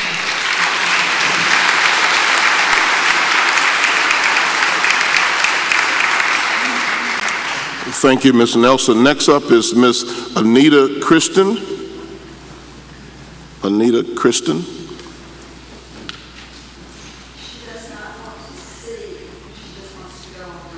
Thank you, and thank you, Ms. Kristen, for coming out this morning to be accounted for. Thank you so much. Duly noted. Next up is Mr. Mike Savard. Micah Savard. Morning, everybody. My name is Mike Severin. Severin. Thank you, Mr. Severin. I had no plans, no idea even being here today, even talking today. I don't have anything written down, any speeches prepared, but I'm talking from the heart. I've lived in Rockdale County for 45 years. I love this county. I love the United States. But enough is enough. There's a cartoon figure back when I was a young man. His name was Popeye. He said, I've had all as I can stand. I can't stand no more. That's it.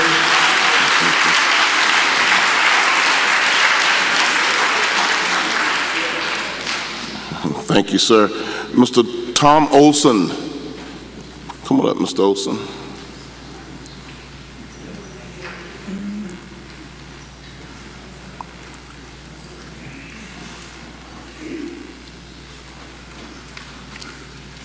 Good morning again. I was here last Tuesday and I got to speak, and then my words were reported in the Rockdale Citizen and they were altered. What I said was I moved here in 1982, and I'll add some things to it. I bought a house and I'm still living in that house. And I said that 2 or 3 years ago, my taxes went up 50%. And the way it was reported that I moved here in 82 and my taxes went up 50%. Sounds pretty good for the county if that's all my taxes went up in 40 years. But here's the fact. I've been retired since '03, and I'll just go back to 14. In 14, my taxes went up 63%, 15, 28%, 17, 36%, 18, 60%, 19, 17%, 20, 62%. That's what I was talking about. It was 62%, not nearly 50. And in 21, it went up 5.3% because we had a pandemic. Maybe the government should shut down more often.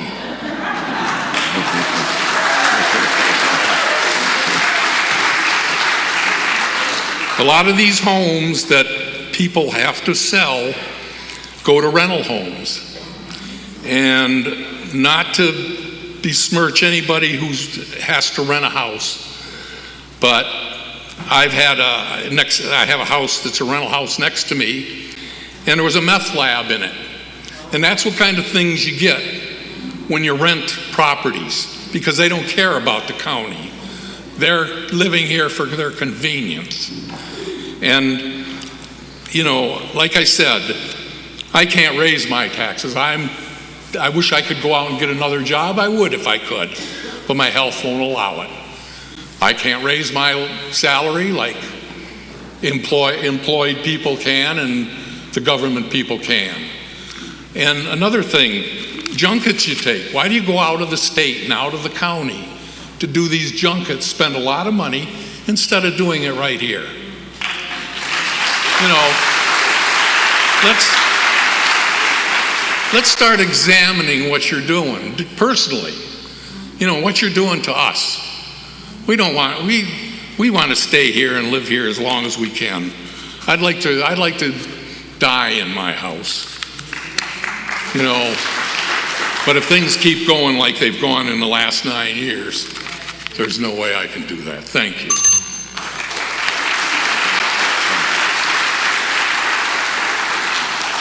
Thank you, Mr. Olson. Next up is Ms. Avie Williams. Ms. Avie Williams.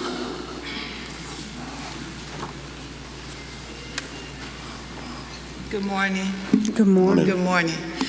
I live in Old Salem Township, and there's a county road that goes through our community. Not only are our homeowners having to pay increased taxes, but the county made arrangement with the builder for the homeowners in that community to take up the cost of the maintenance along that road that's a mile long. And in these meetings, I hear that the commissioners feel as if because a road is a state road, that they shouldn't share that same burden. We in Rockdale County don't mind paying taxes but we pay for the basics. The median income is $62,000. This is not a luxury county. The courthouse, I've heard, is a necessity. However, it's a necessity that we can't afford. And some people can't afford to eat. Some people can't afford to repair their homes. And these things should have been taken into consideration throughout the duration of your time. We increased our dues by $50 after 20 years. And people came out for $50. So I can only imagine how they feel about 42%. I want to here's another thing, restructuring. That's a word we need to learn, restructuring. The sheriff's department is top heavy. The people need boots on the ground. We need officers who are making a affordable living so that they can continue to stay in Rockdale County and not go to Gwinnett. We have 4 executives in the sheriff's department. We have 6 captains. I can only imagine what the combined salaries total. Nobody in Rockdale County should be driving a luxury vehicle. The median income here is $62,000. 4 wheels, that's all you need, and a working vehicle. That's it. And before I leave, I want to say this, Commissioner Nesbitt. This is a statement this is what you said. Everything is based on public safety, I agree, economic development, and improving our infrastructure. The First Lady and I really appreciate the people of Rockdale for giving us the privilege to serve and do what God has called us to do. First and foremost, I am a public servant. I am here to serve you and make Rockdale County proud. I consider it to be a high honor to serve as your chairman. I want people to be inspired, to be empowered, to be encouraged that Rockdale County is strong and we are moving in the right direction. I want folks to know that they have leadership that is tangible and touchable, and that is responsible and accessible to their needs. There are only 2 types of people, those that live in Rockdale County and those that wish they lived in Rockdale County. May God bless you, the United States of America and the great state of Georgia, and may God bless Rockdale County. Those are your words, Nesbitt. We are holding you to that.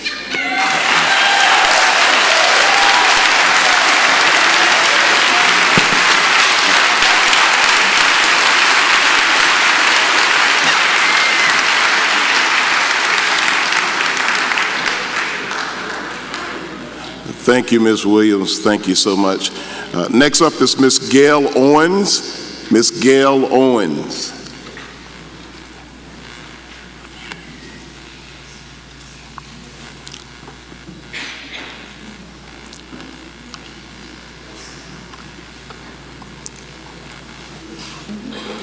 I don't know how I follow that, but I'm going to give it a shot. I sent an email to the Board of Education, to the City Council, and to the Board of Commissioners. I don't know if you guys read it. The only response I got was from Ms. Williams that she read it. So I'm going to read it to you today, just in case you didn't get an opportunity. Good morning, all. I come to you today as a citizen of Rockdale County and the city of Conyers. I live right here in Old Town. I walked here this morning. I'm a native of Rockdale County, born at Rockdale Hospital, a graduate of Rockdale County High School, class of 1989. I moved away briefly. I've lived in Newton, I've lived in Walton, and I returned in 2020 to help take care of my aging parents who are lifelong residents of this county. I'm not only a resident, but I'm also a business owner in Rockdale County in the city of Conyers, so I know all too well about property taxes. But today is not about me. My husband and I appealed our property tax assessment the last 2 years and locked in ours for a 3-year period. So this year really doesn't affect us. But I tell you, it's a horror story in and of itself that's for another day and another time, because our property value was assessed over $100,000 more 2 years ago. So we locked ours in. But again, today's not about me. Today I come to you as a daughter who takes care of her elderly father's financial affairs. You see, my dad is a 77-year-old lifelong resident of this county. Some of you may even know who he is. His parents were also residents, as well as my great-grandparents, a resident of this county. My family's been farmers in this county for well over 100 years. Some of you, again, like I said, may know my dad. He was Captain Bobby Davis, who retired as a captain with the Rockdale Sheriff's Department with 40 years of service as a public servant to this county. He retired after working tirelessly for the safety of this county. He was actually the first investigator of this county as well. His badge number is 03, the third employee of this county. Before his retirement, he purchased numerous rental properties within the county, mostly in the Milstead area where he grew up, not only as an investment but to help those that were homeless or lower income to have a roof over their heads. So many that were unable to pay rent, but he kept them sheltered for months on end. That is the kind of man he is. As of today, he still has 10 of those such properties. We've since sold 3 in the last 2 years. These are not high-end rentals like you want to come into this county. Most of our rental properties are anywhere from $600 to $900 a month, and tenants still can't afford that. Many of the tenants can't afford this. At the rate of inflation, so on and so forth, we will have no choice but to increase these rates, which will ultimately force many of these tenants out into the streets again. Is that what this county wants? More homeless people walking the streets and living out of their cars? Because that's what it's coming to. After receiving his property tax assessments, again, I handle all his financial affairs, I went back and looked at these assessed values on his 10 rental properties. On average, a 71% increase. 71% increase on average. Each property value going up, property tax-wise, from $700 to $1,000, so on and so forth. His total tax liability, as it stands right now, is over $20,000 a year on those 10 properties. All of this for a senior citizen who gets no tax breaks on these properties, pays the full property tax for his age, or a homestead exemption because they're rental properties. This does not include his personal home, which unfortunately, with my mother passing away last year, he will be exempt from those taxes this year. So again, I won't go into the quick story, so it's so long. But anyway, I urge you to go back and read my email to read the rest of the story. But I urge you, take heart and do what's right for the citizens of the county. Thank you, Ms. Owens.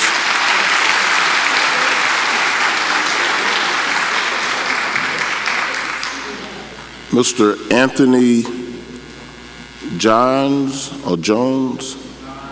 Johns, Mr. Johns.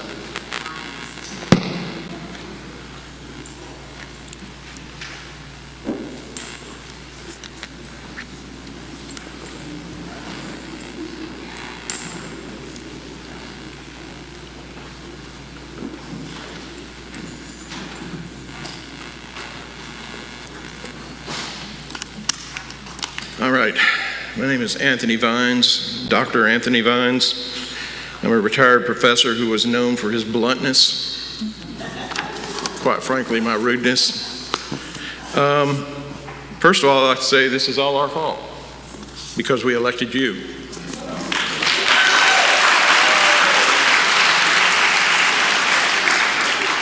Second of all, one of my 13 degrees, and yes, I'm highly educated, one of my 13 degrees was in philosophy, moral ethics to be specific. You fail. I heard coming in here somebody say, it's like they're coming up behind us and slamming us in the head. I say that is incorrect. That's a totally incorrect assessment. It's like you're putting a gun to the citizens' heads, the senior citizens in specific, those with fixed incomes directly, and saying, hey, we want your money. We're going to take your money, whether you like it or not. People can't afford this anymore. What have you done for the citizens of Rockdale? And the answer is nothing. Zero. Every single person on this commission, every single one of you should be ashamed of what you're trying to do.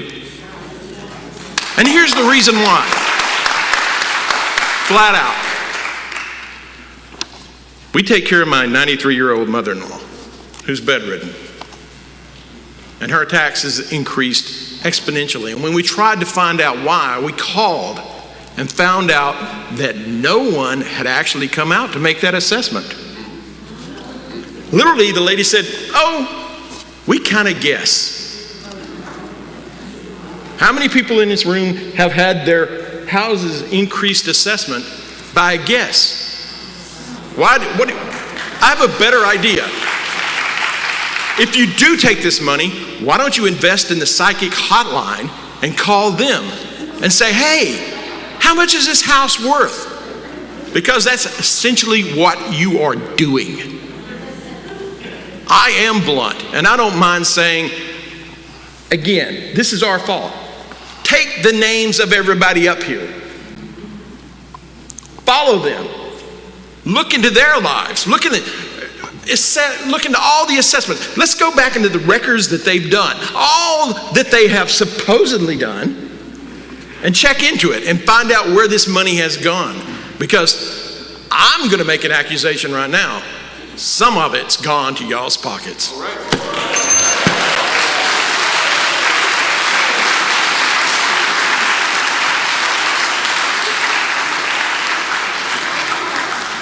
Thank you, Mr. Vines. Next up is Ms. Kay Vines. Kay.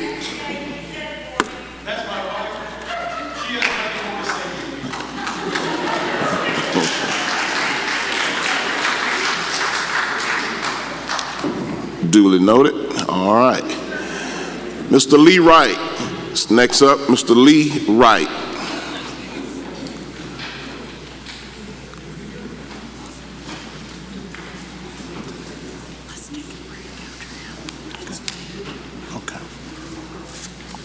Good morning. Good morning, everyone. Good morning. I had a lot of things I wanted to say because last week I was there Tuesday morning, and that was a hoorah. You know that as well as everybody in this room does. It was a mistake the way it was handled. Tuesday evening was just a little bit better when it got towards the end, when they finally brought a speaker out and sat it down on the steps. But by that time, everybody had dispersed because we couldn't hear it. But I was listening to it on my cell phone and everything. But the problem is, I'm calling it trust. If people in Rockdale County trusted this administration, they wouldn't be here. We wouldn't have a room full of people. So basically, you have lost the trust of the community, and that's not good. But you want to move forward, but we don't trust you. Now, I heard that people were saying a forensic audit. Commissioner Williams, you was against it, but I think we need one. Why not? Why not? You said if we did a forensic audit, that would hurt your credit rating. Well, what about us?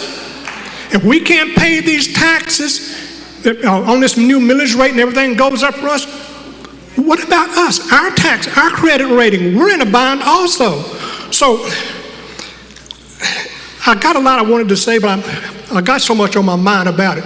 But I do think, as far as the administration, it's an upside-down pyramid. I think you're too fat at the top, and when, like the lady said, when it comes to boots on the ground down at the bottom, we don't have them. How many directors do we need? How many deputy directors do we need for whatever they do? Come on now. You need to go back and say, Director, we're going to divide up your territory. You're going to have this job and this job. We don't need all these people because we're too fat at the top. Now, you always said, Chairman, go to the BO, Board of Education meeting. I went to one of those and I was disappointed. They've got a program that was presented to them called Elevate K through 12. It's an outside organization. What they do is they have teachers everywhere in the world. They give your kid a laptop, they go back home. They're back to being taught at home. So they ask, well, where are these teachers at? They said, well, they're not in Rockdale County. They're wherever they can get them from. But they voted for that program. So they said, well, have you had any trial studies on this? Yes, we do, down in Douglas County. They said, have you had any feedback? No, we haven't. But they voted for it anyway. So I don't understand that. They got problems over at the Board of Education. But like I said, the trust factor is not there. Commissioner Williams, I kid you not, when you first ran for office, I voted for you. And the reason why was, I told my wife and everybody would ask me, I wanted a buffer on Mr. Nesbitt. But you fell into the loop. That buffer is not there anymore. And I'm disappointed. That was the first and the last time I voted for you. But you used to live in the county, but when you got elected, which was your choice, you moved to the city, which is fine. But I don't have that trust in the board anymore. I'm sorry. I want to, but I don't. And if these people trusted you, they wouldn't be here. They wouldn't have been there Tuesday, and I was at both meetings. It's disastrous. Thank you for your time.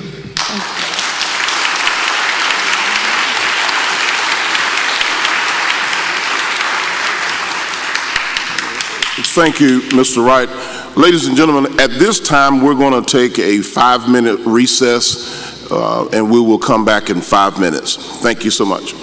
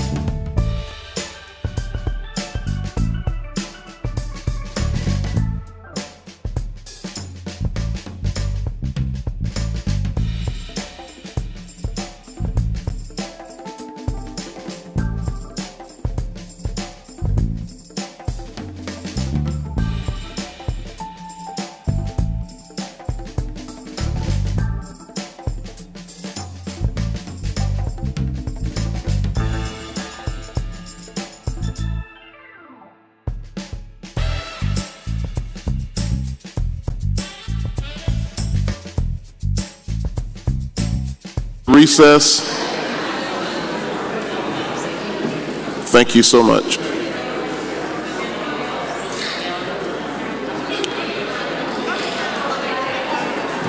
We're returning from our 5-minute recess. We've got about another half a stack of names to get through. Once we complete that stack, we will go into another transition for our budget work session.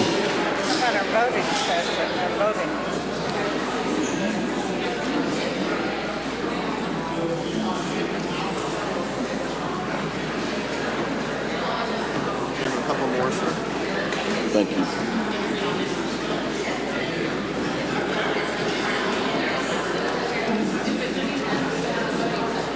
Right. Okay.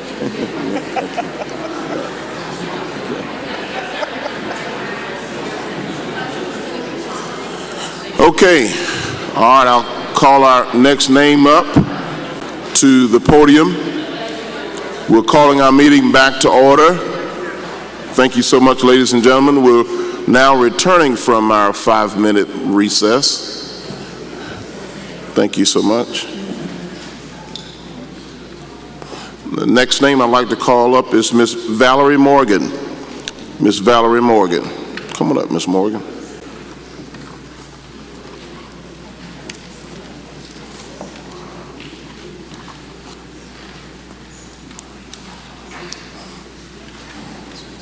Thank you, Chairman. Yes, ma'am. I am Valerie Morgan, co-founder and co-publisher of Uncommon Ground News. Today, however, I am here as citizen Valerie Morgan. I'm here like all the rest of these citizens to oppose the proposed millage rate increase on us. Thank you for moving this meeting to a larger facility. I wanted to speak at the last public hearings, but could not stand outside for that length of time. I have some new health challenges now with my diabetes, including losing most of my vision. I have no vision on my left side, and I can see you all because I recognize your stature. Who came up with this idea? And why? Our property values went up, which means that the county is automatically going to collect more money. Raising the millage rate in any amount when the property values are already high is ridiculous. It's predatory, especially when we're already dealing with unprecedented inflation, high gas prices, high food costs, expensive medication. Now, I'm on insulin. One box of insulin costs $600. Lasts me 6 weeks. I have 2 of these. One box is for 3 doses throughout the day. The other box is for at night.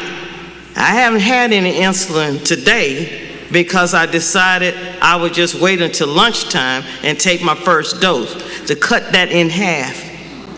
So I thank you for letting me go ahead and speak because I got to get out of here and take some insulin. With our tax digest, which includes all other properties in this county, you stand to easily gain with the whole tax digest and just adding conservative figure, go from 37 billion to 42 billion.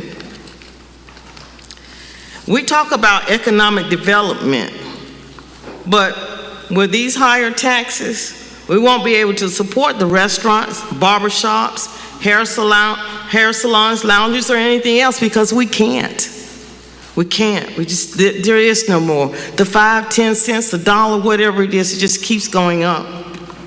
As people, I want you to know this, as people become more desperate to survive, they are going to turn their homes into tenements where they rent out rooms for $600 and more per month. That is what is happening in DeKalb County. And all you have to do is just drive through there and see the individual air conditioning units in the windows.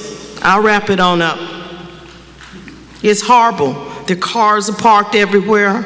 You want to turn Rockdale County into this? I don't think so. It's bad enough that a lot of families have had to move in with other family members just to survive. And you can tell it.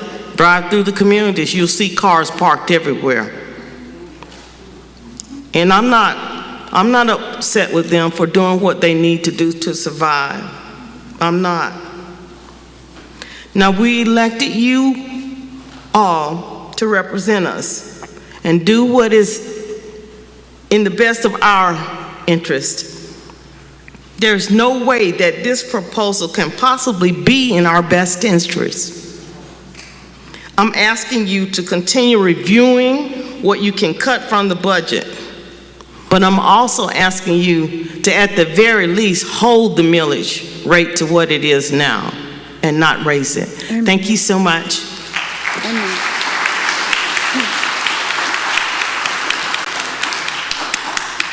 Thank you, Ms. Morgan. Next up is Ms. Charlotte Giller. Ms. Giller.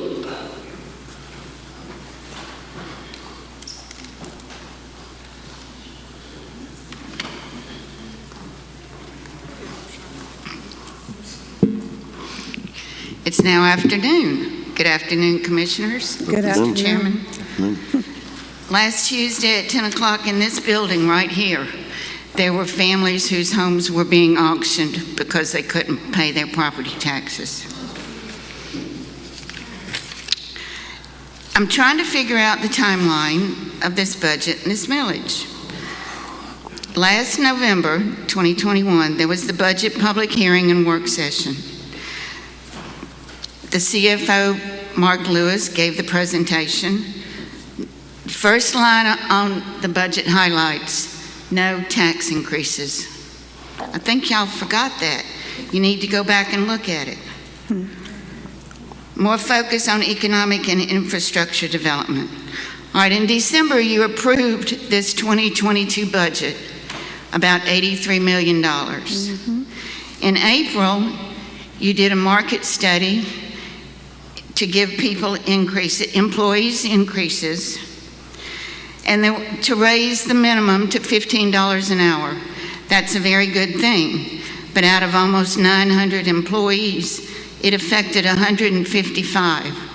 And that ballooned up to almost $7 million. And you used the ARPA funds. And the Treasury's guidelines recommends that counties not use the ARPA funds for reoccurring expenses. So you're going to have to find a way to replace that money or lay off people. I don't think you would take their raises back. It's hard to figure out what exactly is the budget, how much revenue you would get if you took the rollback rate. My poor little brain thinks that you would still get more money with the higher assessments if you took the rollback rate. People were talking about ways to cut.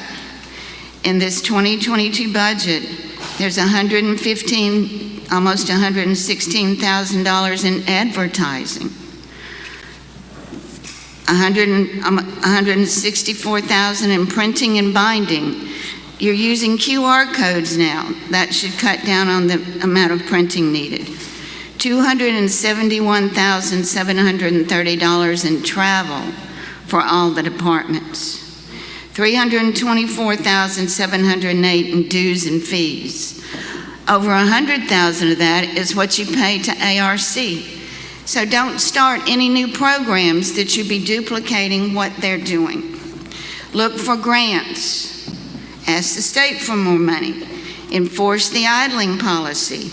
Are you at level 1 or 2 of the fuel conservation?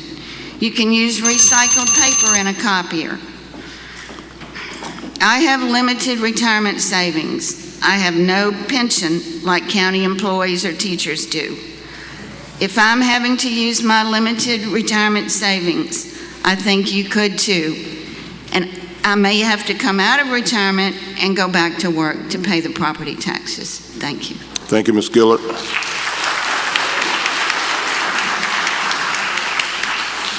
Next is Dr. Francis Renee. Dr. Renee. Dr. Francis Renee.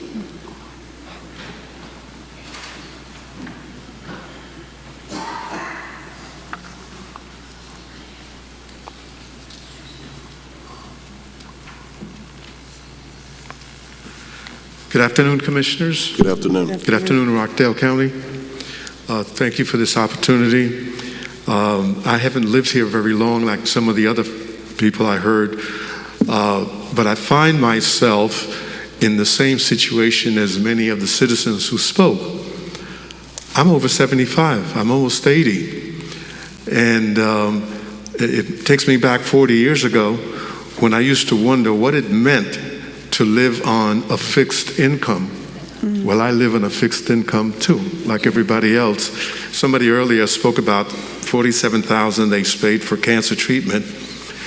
Now, I don't know if that's anyone's business, and my heart goes out to them, but I paid $103,000 last year for a medical bill, and so I know the neighborhood very well. But from what I understand about governments in America, it is a representative government. People are elected to serve others who are busy working and struggling.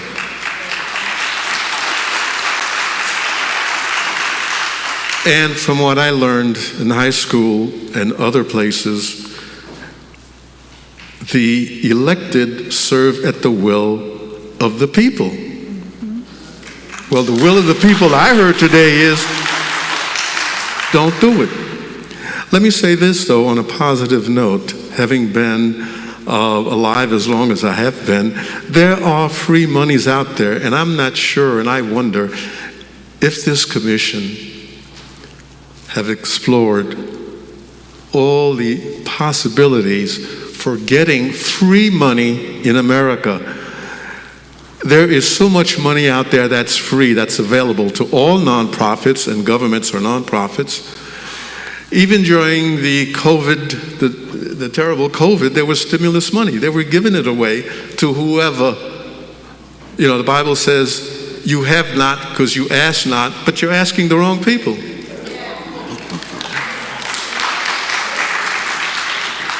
On a positive note, there are many sources, and I used to teach a class on grantsmanship.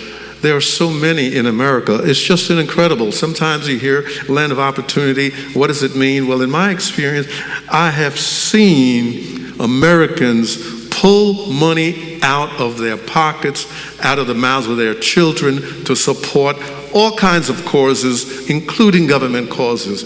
We pay for the federal government. It doesn't come from them. It comes from us. We pay for you all. Listen to the will of the people, but please explore other opportunities. I'd be glad to share that if nobody seems to know. But there's free money available from so many sources in the good old US of A. Thank you. Thank you, Dr. Renee. Next up is Ms. Janice Van Ness. Good morning, Commissioners. Good morning. It's my pleasure to be here today to share some concerns with you. As a former commissioner myself, I understand the role and responsibility that you have regarding our budget and the serious impact that it has on the taxpayers and business owners in Rockdale County. The proposed budget of 45%, quite honestly, is shocking that you guys would even present it and create the stress and disruption in the lives of so many people in Rockdale County. You can hear today from our senior citizens, but there's still hundreds of people that are at work today. Hundreds of people that are business owners in this community, and they're not represented. I hope they've emailed you. I hope you've taken time to read those emails. But again, this is a small fraction of the people that are gravely upset with the leadership of your administration. And if, you know, it's hard to know all the subject areas that you're responsible for as a commissioner, but if fiscal literacy is a challenge, there are classes through ACCG. You can visit other cities that have conservative governments. There are a lot of things you can do to streamline this budget. You do have an obligation for public safety. And I'd love to see code enforcement at its highest level, which I think it's working really hard to do great things in our community. But the extras are not necessary. If we have to close our parks for one day a week, we had to do that during the recession for the library. Those things are fine and going to be accepted by the taxpayers a lot better than a 45 or 31% or whatever you decide to increase. The proposed increases threaten the very livelihoods, homeownership, and existence of people in Rockdale County. As all of you on this stage know, I love Rockdale County. I don't want people to move. I want my children to want to live here and be a part of the community, but it makes it very hard when we get such bad public relations from this move. So maybe your rough draft wasn't fine-tuned, which is what it seems like, but it has a dire impact when you have all kinds of money thrown into your public relations department, and yet this one act on the behalf of this board has done more damage than I can tell you. You have people that are moving because of the leadership move that this caused. So I implore you to please go back, please be very diligent about fine-tuning a couple of suggestions that I put in my email. I hope you did get that, and I will quickly say your monthly salary savings from all open positions to be swept into a dedicated account that's untouched and added to the bottom line of savings. Put in a hiring freeze for all non-essential positions that are outside of public safety. Reduce staff at programs that are not required. And I ask that all programs be self-sufficient. So for parks and recreation and other programs that you operate, that they be self-sufficient in nature or closed. Thank you.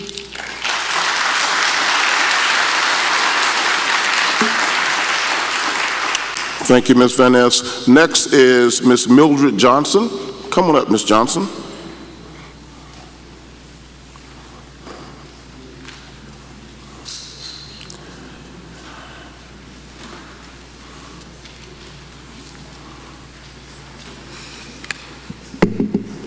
Good afternoon. Good afternoon. Again, this is the third time I've been here to oppose this tax increase. We are in a recession with a 9.1 to 10% inflation rate nationwide, and you want to increase taxes. Ronald Reagan, Bill Clinton, and yes, even Barack Obama said you don't raise taxes during a recession.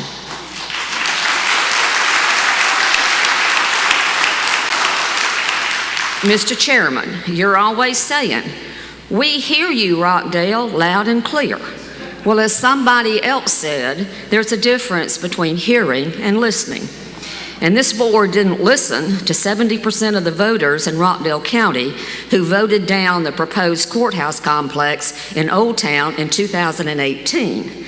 And you didn't listen to the courthouse committee that came back after that and told you that a courthouse could be built on Parker Road for $30 million.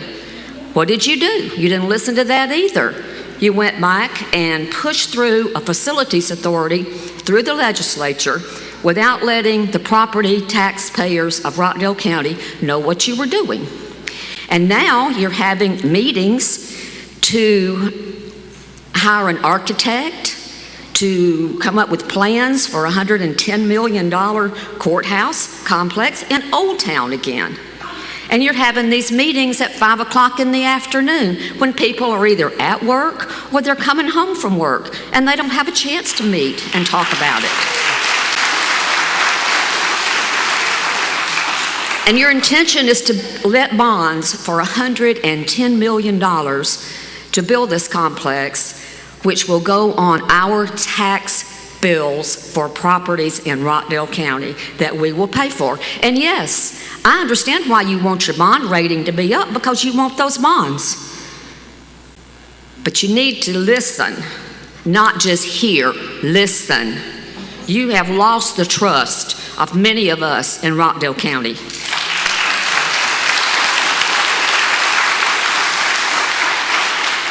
And if you want some suggestions about cutting the budget, stop building parks. You don't need any more parks. I think you have another park proposed for Parker Road. That is totally unnecessary. Stop building parks. Close some of the parks that are not in use. Let some of the people go in Parks and Rec, or find them a job somewhere else in the county. Stop hiring. Put on a hiring freeze. Stop hiring people. You don't need more people. You're upside down now, as someone else said, with your directors and deputy directors and whoever else. Stop hiring people.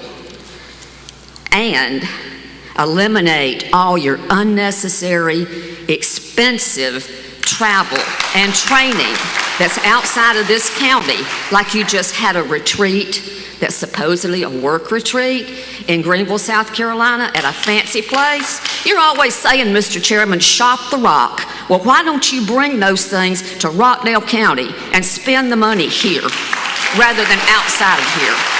You've got a facility that you built that taxpayers paid for down there at the park on 138, which is called whatever, I can't even remember it now. Thank you. But you got a banquet facility and everything down there. If you want something to have training, and have it there. You know, you got buildings around here, you can have it. You don't need to go outside the county. Okay, and that's about all I've got to say, and it's a good thing because I have to go to work, because I too was in retirement, but now I have a part-time job to try and pay bills. So you guys need to listen, not just hear. Listen and make some cuts.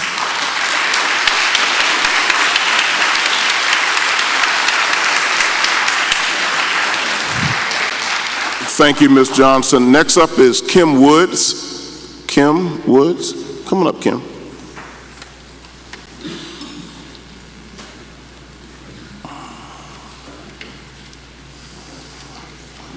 Good morning. I got elected by my neighborhood to come today, so that's why you see all the red on, because I staunchly oppose this millage hike.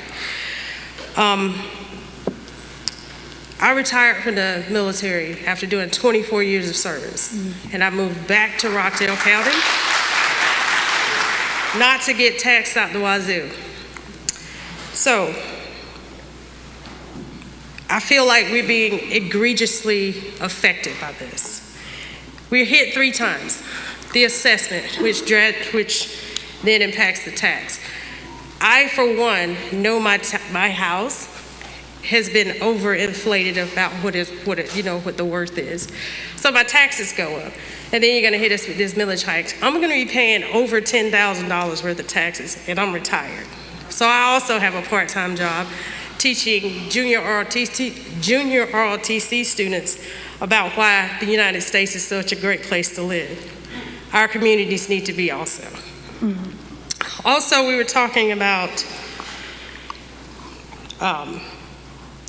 listening. Oz, Doreen, and Sherry, I hope you're listening. Because my experience has been, usually when there's an egregious hike in taxes, it's because of mismanagement, inexperience, or greed. I hope none of those things are what's coming from you guys on the thing. I also want to say I hope none of us who were brave enough to get up and speak about this today are negatively impacted, because a lot of time the whistleblowers find something bad in their email, in their mailbox, or whatever. I hope you guys aren't those type of people.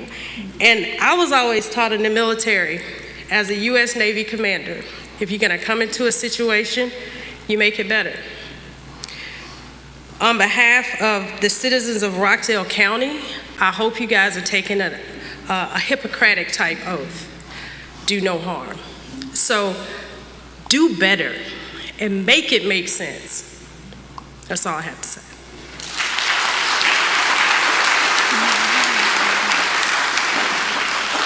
Thank you, Ms. Woods. Next is Dr. Jordan Kamsey. Dr. Jordan.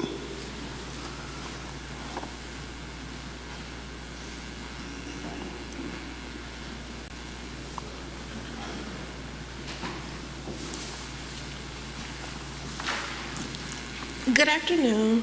Good afternoon. As a new resident of Rockdale County, I just moved here in February. And as a healthcare provider, I have the ability to choose to live anywhere in Atlanta. But I chose to come to Rockdale because of the strong foundation and the homely feeling that you guys offer. So when we decide to increase these taxes, we have to think the services that the county offer does not match it doesn't match. Like, when I moved here and found out I had to get my own trash, that was absurd to me. Like, why don't we get trash to the city? Two, and we also have to think, as a healthcare provider, when we push out our elderly people, where are they going to go? They become homeless, and then they come to us. These people have serious medical conditions. They need their homes. Stress is the #1 cause of death. They can't be stressed about how are they going to pay for their medicine versus, am I going to be able to pay my mortgage? Am I going to be able to pay my taxes? And then we have to think about the impact on our children. Our kids, if their mother has to decide if I'm going to go to work today or am I going to stay home and pour into my child, like, all money isn't good money. And when you push these people out, what are we welcoming into our community? Yes, you may get people who can afford to pay these, but what kind of business are they doing? What kind of people are they? What are we bringing into our community? The crime rate is steady going up. When we decide to build these apartment complexes, when we decide to rent out our homes, who are we renting out our homes to? As someone that can rent out their home, you just want somebody who can get in there and pay. But what kind of environment are they bringing to that community? What kind of tone are they setting for that community? What kind of example are we setting for our children if all we do is work, and we're not there to pour into our kids because our taxes are being increased? And as somebody that can choose to live anywhere in Atlanta, I chose to come to Rockdale because I like the foundation in which they have built. This is a very strong community. Don't break up your community over something that you can go another route with it. That's it. Thank you, Dr. Jordan. Thank you. Next we have Marsha Washington George. Marsha Washington George. Ms. George. Okay.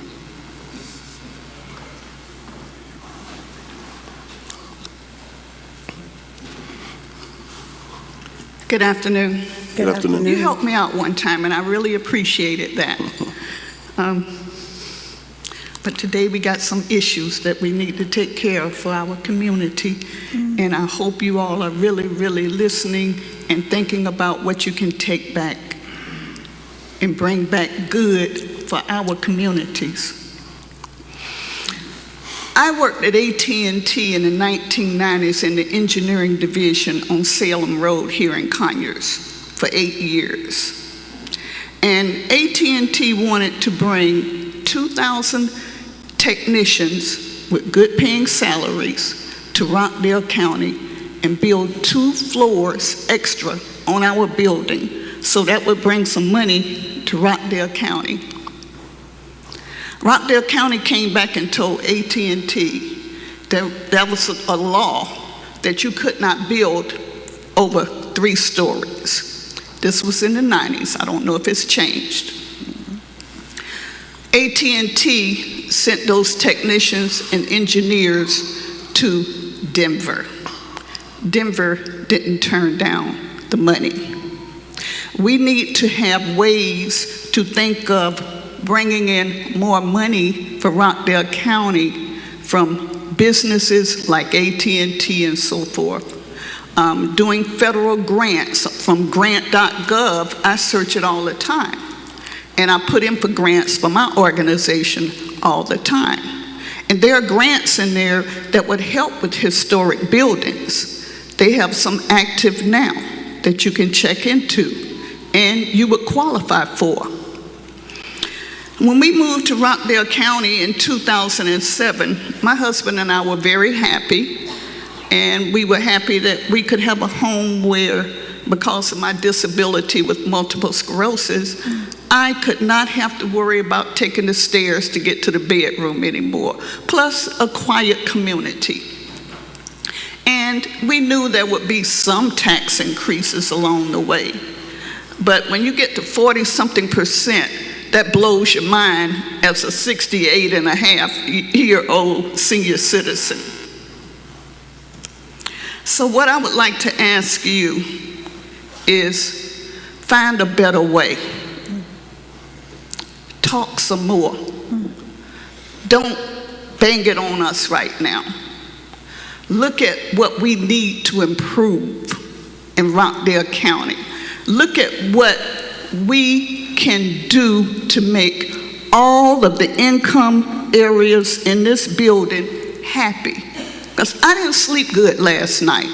I found out about this yesterday. And I tried to go to sleep and say I'm going to come here to the meeting, and I'm going to close out. Say I was going to come here to the meeting. But I am so tired right now because I didn't sleep thinking about this, not just for my own home, but thinking about other people that said they have health issues. They have problems sleeping at night because of this. We are on fixed incomes. God bless everyone in this room today, but let's work this out, Rockdale. Please, please make your citizens happy. Thank you. Thank you, Ms. George. Next is Mr. Eric Williams. Mr. Eric Williams.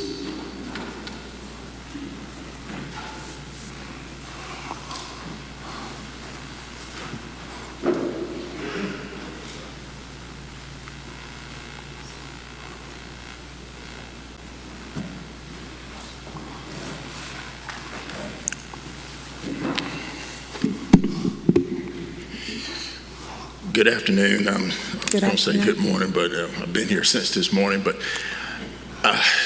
gosh, I don't know where to start. I'll just tell you, I'm Eric Williams. Live at 1160 Oxford Drive in Ansbrook, part of Ansbrook Homeowners Association. And I will say this. I've been here 18 years, and I moved here years ago because of the things that Rockdale offered. A good place for my kids to go to school. The size of the county was wonderful, being that it's the second smallest in the state, so there's only so much growth that can come with that. And I'm sure a lot of the same reason everybody's here is the reason they moved here. And it looks like we're trying to give it away of what we really moved here for. And I say this from the beginning, I'm totally against the increase of the millage rate. And also, I'm strictly for, and I hear a lot of good answers to some of the problems that we're dealing with, and I think it's budgeting. And if we budget better with what we have, I mean, I know I was taught growing up in simple terms, if you only got $10 to spend, if you make 10, you only got 10 to spend, not 1001, not 1002, not 1003. That means somebody's not going to get paid. So when I say that, I'm saying that if we do a better job of what we have already made from our budgets, and if we just budget better, to me, that's where we could, save all the anguish of asking our citizens to say, hey, we're not only going to ask you to we're going to increase your taxes. We're going to do it at 45%, and that's going to bring about these large crowds. It's going to bring about some anger. It's going to bring about some discomfort. And all I'm asking is to listen to, we were taught to listen to our elders, and a lot of our residents here today, a lot of our elderly, and they've given some very good advice. And if we listen to our elders, you'll have less problems. You go through life with less issues. And when we don't listen to them, there's going to be some trouble. So I'm asking you this, not only our elders, but listen to the citizens of Rockdale. Do not increase that millage rate, and budget better. That's it. If you can do those two things, I think the trust of Rockdale will come back towards you. Because as leaders, you know, we have to put ourselves in the shoes of others, not only in my shoes and what is realistic for me, but I have to put my shoes in the 18-year-olds, the 20s, the 30s, the 40s, the 60s, the 70s, the 80s, and then we make decisions that's good for the whole and not just for ourselves. Thank you. Thank you, Mr. Williams.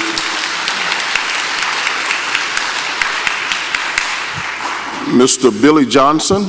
Billy Johnson.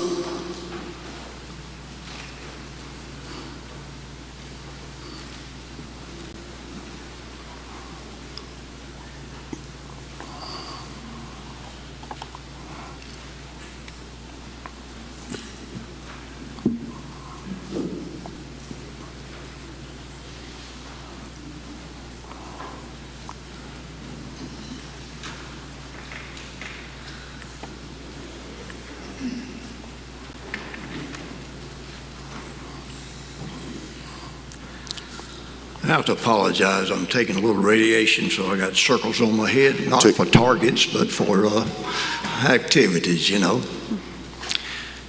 I did not come prepared to speak today, but after listening, I just had to get 2 cents in word. It kind of reminds me about revival service. Everybody gets up and testifies. Right. Some good, some bad, you know. But you think about where we are today. It's not about citizens versus commissioners. It's not about commissioners versus citizens. We're all community, and we all got to live together, and we have to make decisions. If you look among this crowd, you'll be here in about 30 years. And it doesn't matter about getting old, but what we've also learned in that additional 30 years is some experiences, and some things that work and some things that don't work. We also find ourselves in fixed incomes. And so when our cost goes up, there's no way to raise the income. So we have to live within our bounds. You're kind of in a untenable situation at this point because the law requires you to set a budget. The law requires you to identify those things for safety and operational cost for this budget. So you've made a decision, or it came out in the paper about the increase, and therefore that caused a problem. And so the problem that you have now is that how you're going to fix it. You've heard the testimonies, some emotional, some data-driven, and so now you have to make a decision. So first of all, you have to identify that problem and the essence of it. Then you ask yourself the question, well, who has responsibility for it? The tax ratio, sales tax ratio, demands that you adjust your assessments. We understand that. That's a study. But you have the power to set the millage. Now, if you keep the millage the same as you did last year, with the assessment going up, you're still going to raise taxes because you know how to calculate those, okay? So you have this problem. Now, the second thing is that what are we going to do about it? Who has responsibility for it? You do. Now what are we going to do about it? You've heard a lot of discussions and suggestions today. Please don't turn that off as an emotional response, but look at ways to solve problems. I applaud you for, maybe even by law, of listening, and hopefully, as the speaker said, you will hear. So thank you for the opportunity to speak, and thank goodness we still have a country where we can speak. Amen. Thank you. Thank you, Mr. Johnson.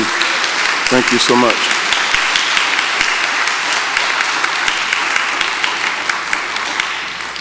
Next up is Mr. Chuck Patterson. Chuck Patterson.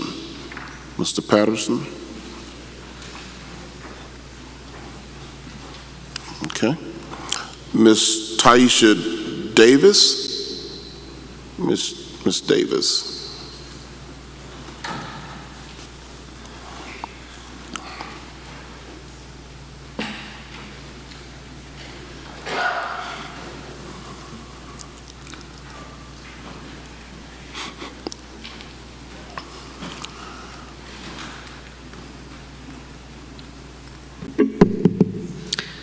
Good afternoon. I never even planned on speaking, like the gentleman said.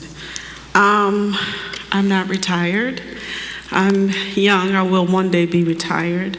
But sitting here listening to everything that's going on here, I reign with every part of this. I moved to this county 9 years ago. I actually moved from DeKalb County. We looked for this home that we're in now 2 years ago. We loved our home. We love our home. We actually love the community. We live in a great community. Even my father-in-law moved from out of state to this community. He wants to retire and die in his home. And I even have a nonprofit organization that deals with service that helps the community. I'm also a community leader in Rockdale County. I arranged to deal with my business and organization here. I do not support this, what you guys are doing, because it doesn't allow us to serve. As we are service leaders, my husband is in education. My children go to this county. I also deal with other business organizations that are also in education. We can't shop with this leadership that you guys are going to do, that you're going to vote on if you don't choose right. Our families can't live on this. I hit every outlet that you talk about, from being retired to being a business owner, from being able to live, from being able to provide generational wealth for a future for my children. How can we live here? How can we be here? How can we grow here?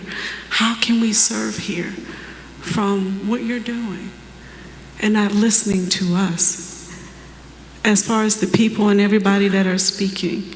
So I come up here to speak, and I didn't even plan on speaking, but I speak from the heart of it to say, please listen, please do the right, regardless of what you chose, really make a different decision and choice to do some things different. Thank you for your time. Thank you, Ms. Davis. Next is Mr. William Lucas. Mr. William Lucas. Come on up, Mr. Lucas.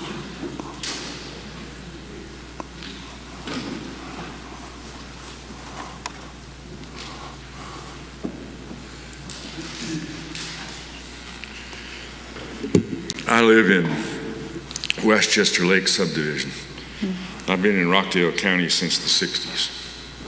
I remember when it was not such a great place for some people to live in, especially black people and Jews and Catholics like myself. I've seen this county grow, and I've seen this county expand. I remember when there was nothing south of Highway 278. It wasn't even Interstate 20. But as this county has grown, people have come out here, everything's changed. I moved to Westchester Lakes in the 1990s. And since then, it's changed a whole bunch. It went from 90% white to 80% black now. It's a great place to live. I know why everybody moved out from Atlanta, because this is a good county to live in, or was. But it's no longer a place for retirement. Statistically, it was great for retirement in 2000. It's not anymore. Taxes are too high. We can't afford it anymore. It's gotten too high because since you've been commissioner, all you've done is spend money. Up and up, budget goes up and up and up. Kept buying buildings, you kept expanding the government, we needed more and more money. Time to stop. You can't do that. Our property values went up. And somebody here a while ago gave a 40, 60, 70, 17, 20. Yeah, mine did too.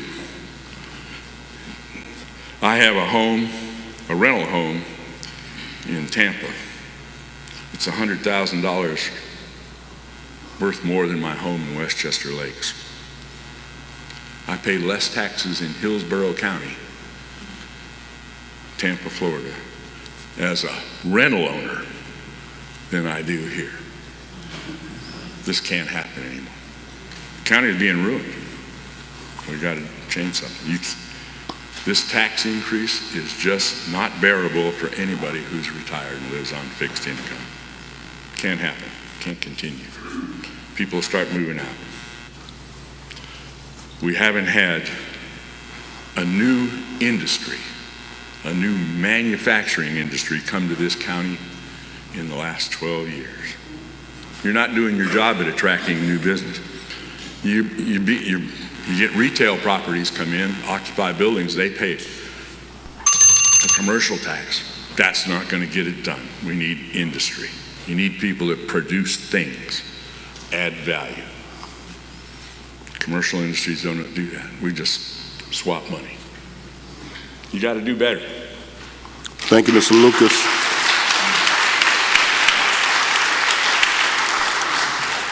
Next up is Miss Beverly Foster. Miss Beverly Foster.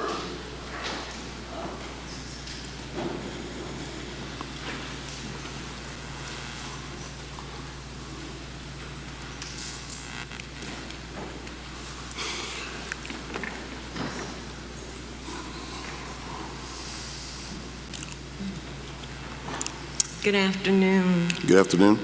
I didn't come to talking to the lady out there. Said, you want to say something? I said, okay, I'll say something.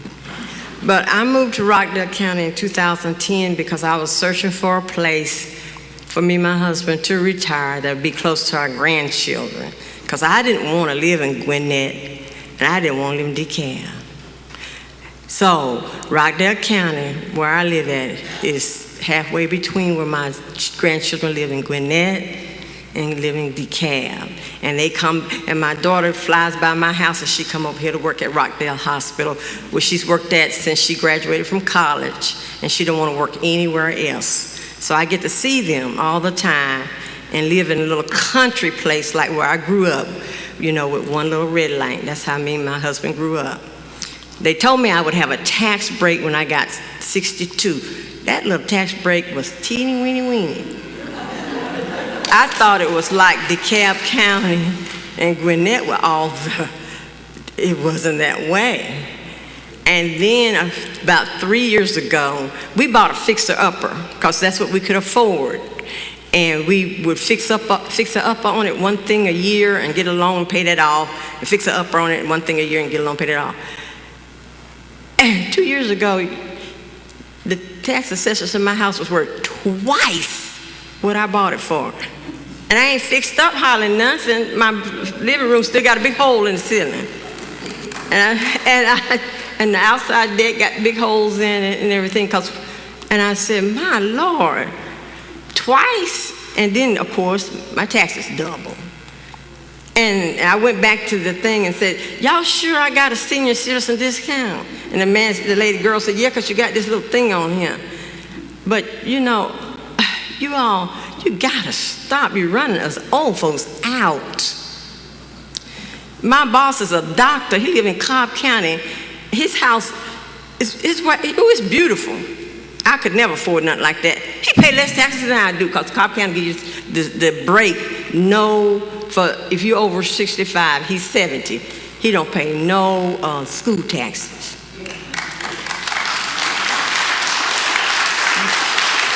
You all gonna run me back. I don't want to go into the cab and go in there, but my children say I can live in their basement. They'll fix it up. Me and my husband could live there. We want to live in Rockdale County. It's beautiful. We love it. We bring the kids downtown when y'all have these little things, all the colors. And, you know, like I said, my daughter don't want to work anywhere else but over there at Piedmont Rockdale Hospital. The doctors are convenient. I don't have to get in traffic. I can drive to my doctors without getting in all that DeKalb County traffic stuff. But I just don't know what to say. Thank you.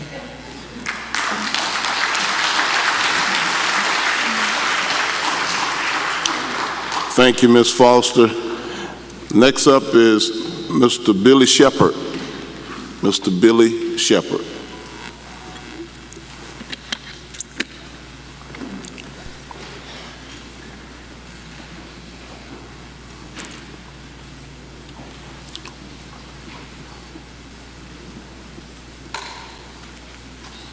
Good afternoon. Good afternoon. Good afternoon. My name is Billy Shepherd. I live down here at 2102 Rockview Lane. We moved here back in 1970 after I got out of the Marine Corps. I'm a Vietnam veteran, and we've seen a lot of changes in this county. I've pastored several churches in this county. The thing that I've been listening and hearing here today is a lot of concern about the residents of Rockdale County. As being a pastor, there was a lot of responsibility. Sometimes, as a pastor, I had to listen to a lot of things that a lot of folks didn't get to hear. And I had to make decisions. The decisions that we had to make those decisions that were good for the whole. We had several situations where there were families that would come and they would have certain issues about a particular thing that was going on in the church. I could not make a decision based on what one individual said. As being in the Marine Corps, we, of course, a Vietnam veteran, our motto was, you don't leave anybody behind when they're wounded or whatever else. You had to make sure that they were taken care of, your comrades were taken care of. We live in a day and time now where a lot of things are pretty suppressive in our neighborhoods and the people that live around here. The thing that I want to leave with you here today, this board, is three things. Accountability. I know what accountability is. Number two is responsibility.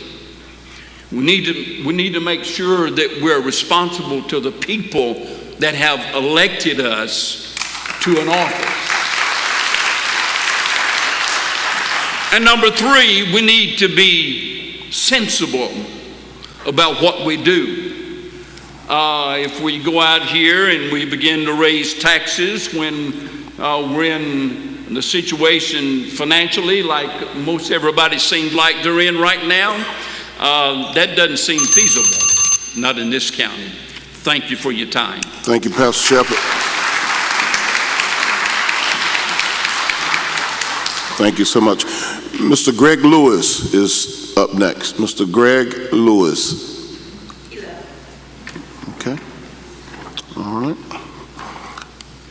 Mr. Jack Reynolds. Jack Reynolds. Come on up, Mr. Reynolds.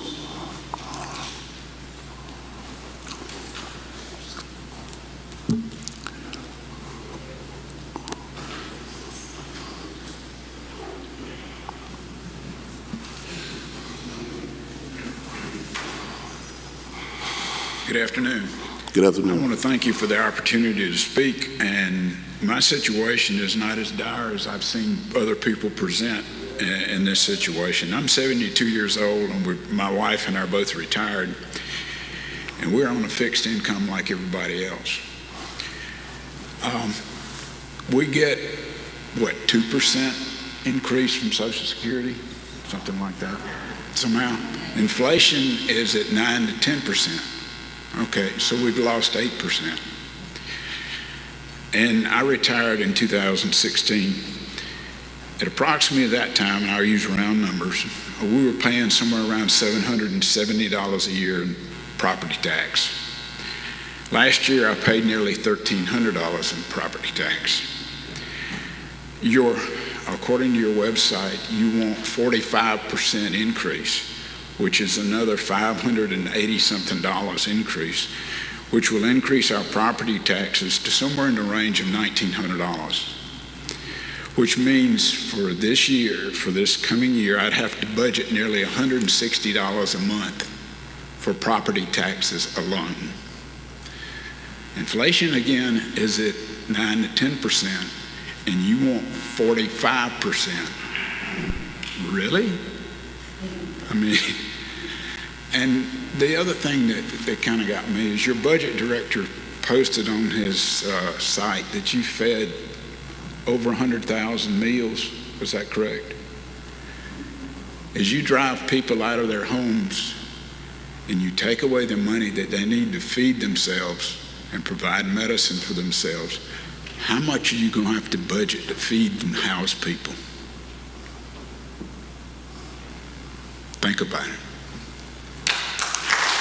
Thank you, Mr. Reynolds.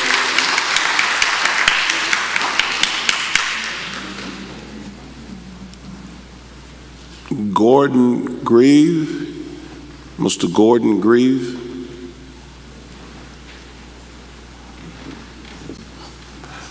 Okay.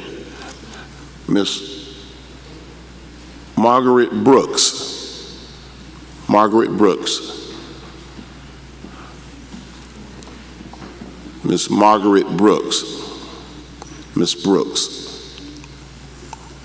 Okay. Mr. Ted Scott. Ted Scott. I didn't think you would ever call my name. Thank you for hanging in there, Mr. Scott. I tried to get the first seat right here, which just said no seat not allowed, because that's so I could get a look at all of you. Okay, now I've been selling real estate. Well, I used to sell real estate since 7 to 7, and there's a lot you can tell about a person by looking at the face expressions and the way they move their eyes. Now, a lot of you all saying that don't care nothing about this meeting. You all are just here because it's a job. Now, when you become a public servant, you should dedicate yourself to the people. I mean, that's what you're there for. Try to do the best you can for the people, because they can't do it. That's why they selected you. And I understand the county need money, or did need money. So if you can drive within a mile range of Rockdale County, you got subdivisions going on, 2 or 3 subdivisions going on, not even a mile apart. We got a new shopping center down there just opening up. All those places gonna be paying taxes next year. So y'all won't have to dig in our pocket just to get $1. You don't have to do that. Just wait until they start paying taxes. That's all I gotta say. Thank you, Mr. Scott.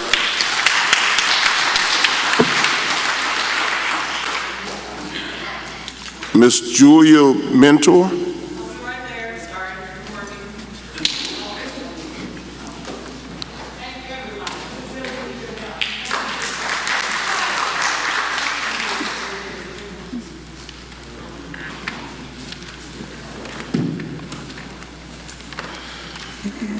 Good afternoon, everyone. Good Julia afternoon. Mentor. I was here last Tuesday, 6 p.m. I want to address some of the things that was said by Mr. Osbit and Ms. Williams. You spoke about the forensic audit. You said the reason the forensic audit was not completed was because it would impact the county's credit rating. We are the county. If we are forced out of our homes and we are by foreclosure or eviction, the county will be impacted. Our credit will be impacted. We elected you as the officials to speak on our behalf. And I'm sure by show of hands in here, everyone would agree that we want the forensic audit. That's the people speaking, not the three of you. So we demand the forensic audit. We don't want it to be scheduled. We don't want you to switch companies that's doing the forensic audit. We want it to be completed. As the residents of the county, we're demanding that. Second, Mr. Nesbitt, you speak so greatly about the parks that we have in this county. If we, the homeowners, are pushed out of our homes, we'll be sleeping on those park benches. And that will be your legacy. And I hope you're proud of that. And I would like to know, how do you guys sleep at night? Because we don't sleep well worrying about this. I'm a single mom of 2 kids that just graduated high school. They're twins. I don't want my kids sleeping on a park bench or becoming criminals because I can't afford to provide for them. So take that into consideration and stop lining and fattening your pockets. Take this off the table. I oppose, we all oppose, we do not want this tax increase. You echoed on what I said last week, which was the private equity companies are coming into county, not only Rockdale County, but all of the counties and in the state of Georgia, and they're buying up properties. And because they're buying up properties, they're forcing individuals that want to own homes out. Individuals that own homes, we're being forced out. I was contacted by one of them that said to me, oh, we own 8 properties in your subdivision, and we would love to buy yours. If I sell, where do I go? Under a bridge or on one of your park benches? Let me take my pick. No to the tax increase. We oppose. This is Rockdale County. This is not Johns Creek. This is not the city of Decatur. This is not Alpharetta, Georgia. We do not have the amenities of any of those cities, but yet you're trying to impose this increase. You need to justify it. As a matter of fact, you need to table it completely.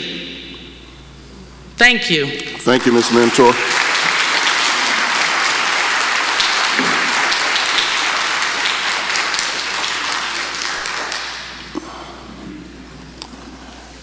Next is Mr. Brian Schiller. Mr. Brian Skiller. Brian Skiller. Okay. All right. Next is Miss Mary Schieffer.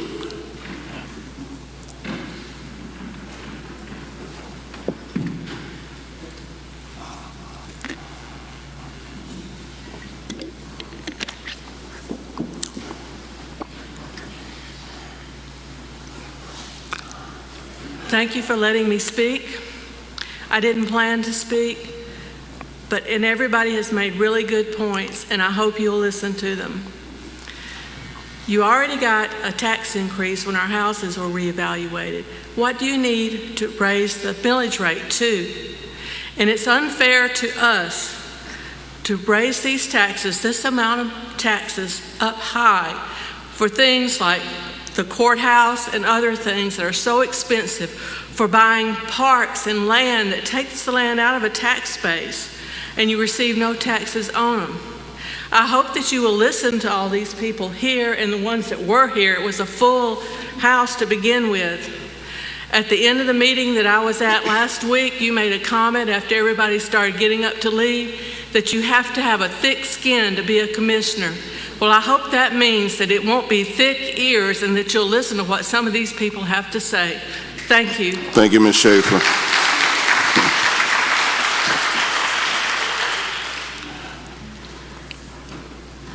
Jim Carlisle. Mr. Jim Carlisle. Mr. Carlisle.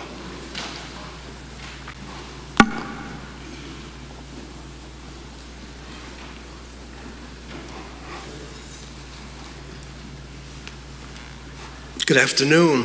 Afternoon. Afternoon. My name is Jim Carlisle. I live in the Centennial Village community. I want to thank you for this opportunity for our community to voice our objections to this proposed property tax increase. I have sat and listened, like you, to persons who have told us that they cannot afford these new taxes for various reasons that are all viable. It sounds to me that after listening to everybody, listening to all the reasons why we can't afford these new taxes, that we can only draw one conclusion from all of these appeals that have been made. It sounds like perhaps your desires as commissioners for this community, for Rockdale County, your desires may not be in tune with the wishes and the desires of the citizens of Rockdale County.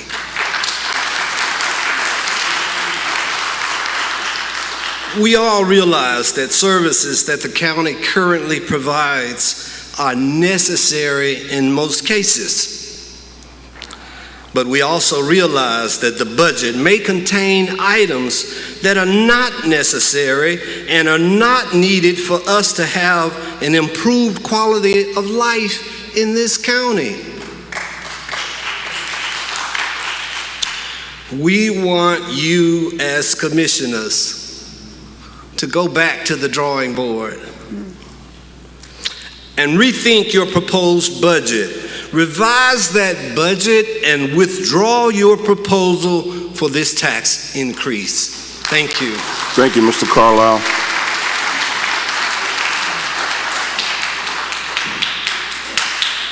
So at this time, I'm going to just briefly go back through the names that we called earlier that were non-responsive in an effort to not leave anybody out. Some folks may have left already, but we do want to give them an opportunity if they're still in the audience. Mr. Christopher and Agatha Rogers, Laurel Mitchell,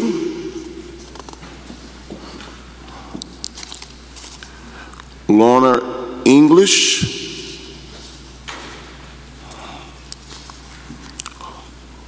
Forrest Anna Arthur. Forrest Anna Arthur.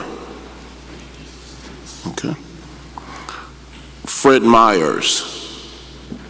Mr. Fred Myers. Okay. Patsy Myers. Okay. Chuck Patterson. Mr. Greg Lewis. Mr. Gordon Grieve, Ms. Margaret Brooks, okay. Mr. Brian Sheeler,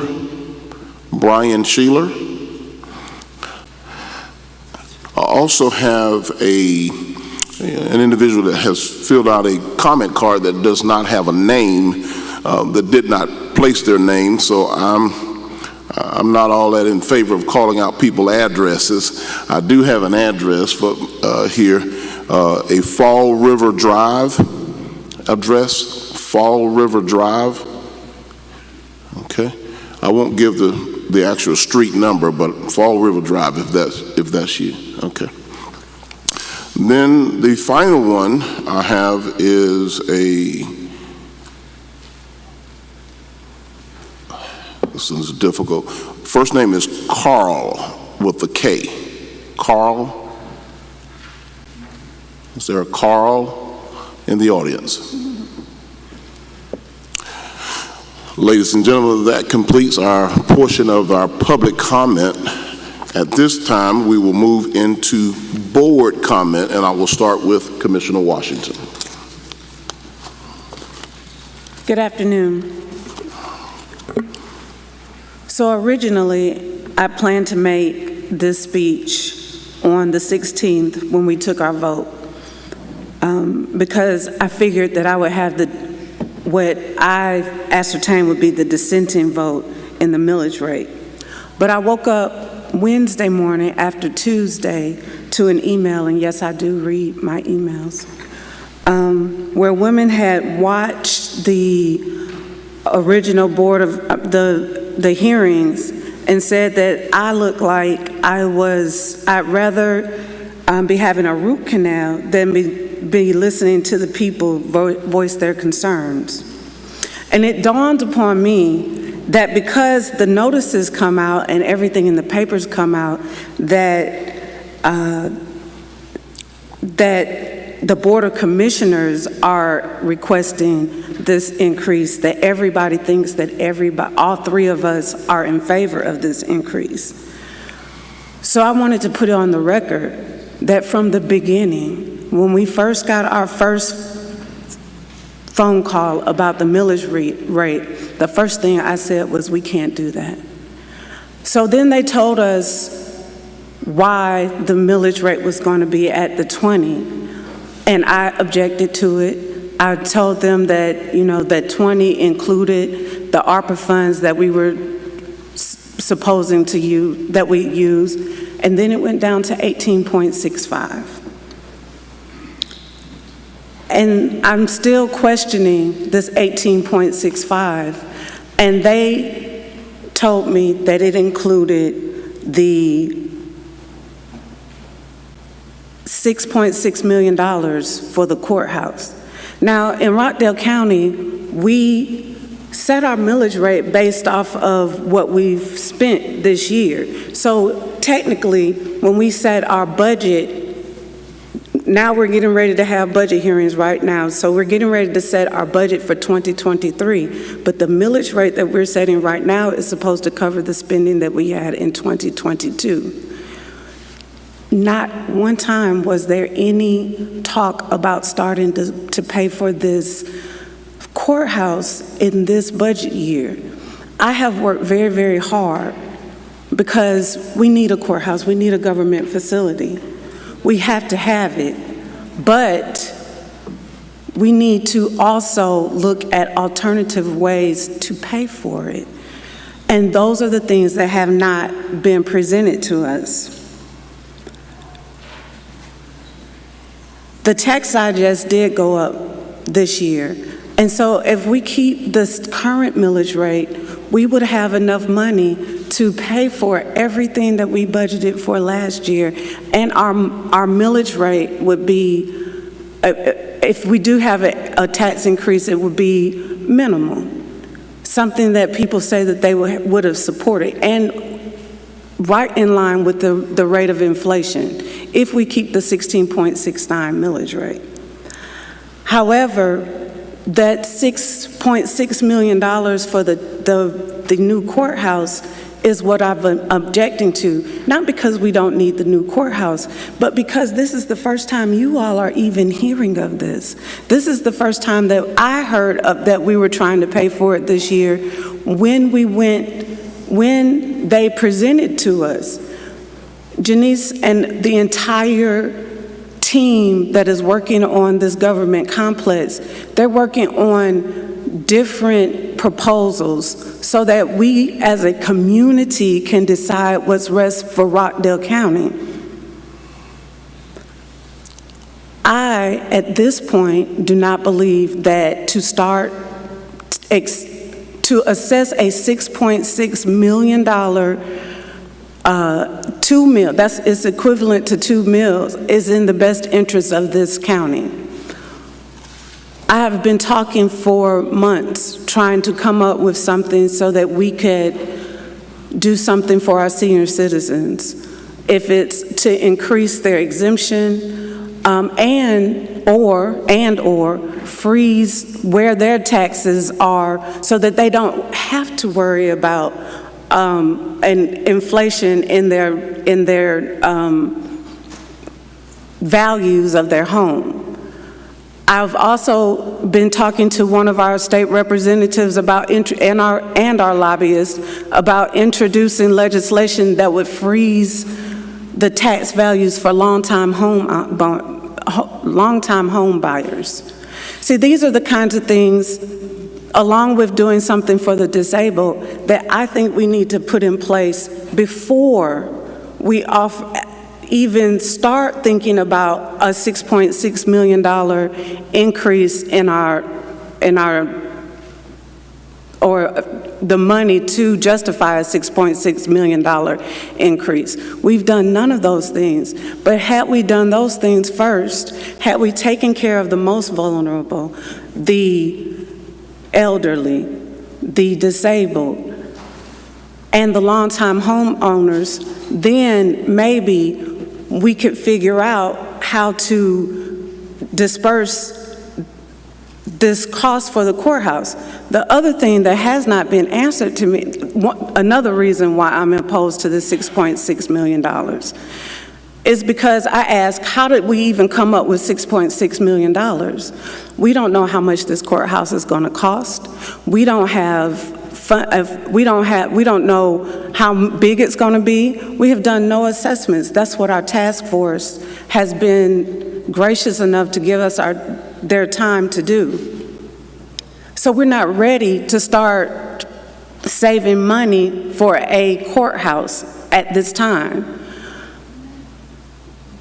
And somebody just said saving money. Yes, the $6.6 million that they have there, that is the money that they want to put aside to show when we let these bonds that we have the $6.6 million aside. But nobody's answered the questions that I've asked, which is how long will this $6.6 million be there? If you take $6.6 million a year for 40 years, that's $240 million. We can't do that. Nobody has told me if we do $6.6 million this year, are we going to decrease that next year? And then how are we saying that we're going to have debt service on a debt we don't have? So I have told all of the staff, I've told the other two commissioners from the beginning that I'm against this 18, I was against the 20. There was no way I was voting for a 20. Definitely, and still against the 18.69 because the people have had absolutely no input in this huge debt service to this county.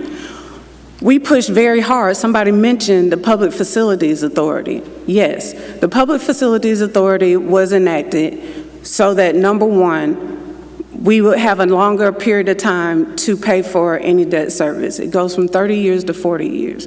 We would have a lower interest rate on any debt service. But it also means that we don't have to put something on the ballot, that we can push something through without any public input. If we do this way, if we start collecting money for this $6.6 million with this millage rate, we would be doing exactly what the General Assembly or certain ones of our state legislators were thinking we were going to do, which would be imposing a tax on the people without any kind of public input or public concern. I've said from the beginning that I was opposed to this tax increase. I'm going to say it again. If we do this way, if we put this $6.6 million expenditure in this millage rate increase without any public input, any collaboration from the community, at this time, We are no longer in a democracy, it's a dictatorship, and I refuse to be a part of it.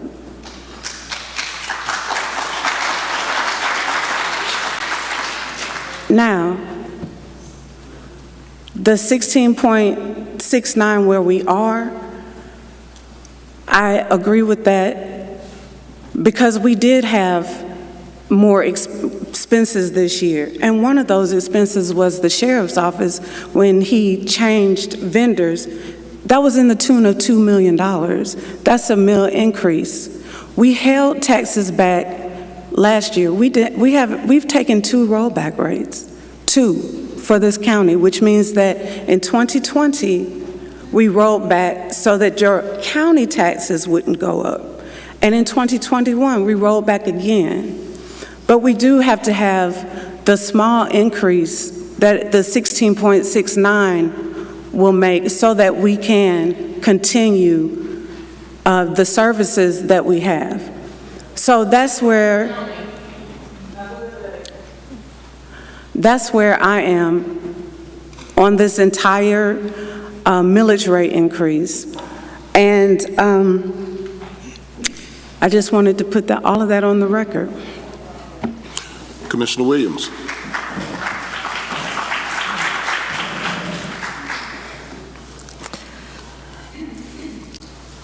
So I want to thank everybody for coming out today. This was a really impressive group. I'm glad we were able to make the accommodations and to be over here in the auditorium. I have taken notes, and I have questions that I intend to look at and get answers to. I think that it's important for us to consider all the ways that we can scale back and what that means in terms of services and the budget amount. And we have one more week before we set the millage rate, and I will continue to ask questions before I make a decision. Thank you, Commissioner Washington and Commissioner Williams. Ladies and gentlemen, thank you so much for coming out and putting your time into our third and final millage rate hearing this morning.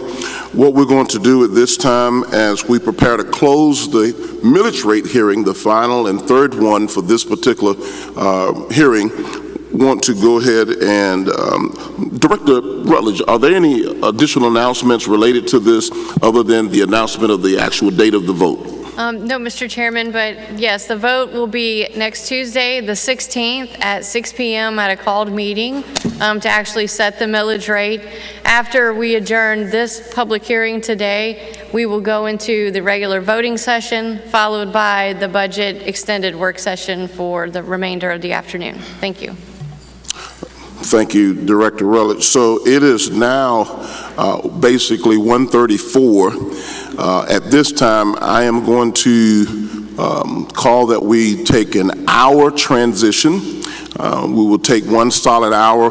This meeting is adjourned in terms of the millage rate. This meeting is completely adjourned and over. The board and I, along with executive staff, will take 1 hour away for lunch, and we will come back here at 2:30 on the nose. We'll be back in this auditorium at 2:30 for the budget, for the voting session. Thank you. I stand corrected. For the voting session of the handle the county business at 2:30. The voting session will take place at 2:30. This meeting is adjourned. Thank you.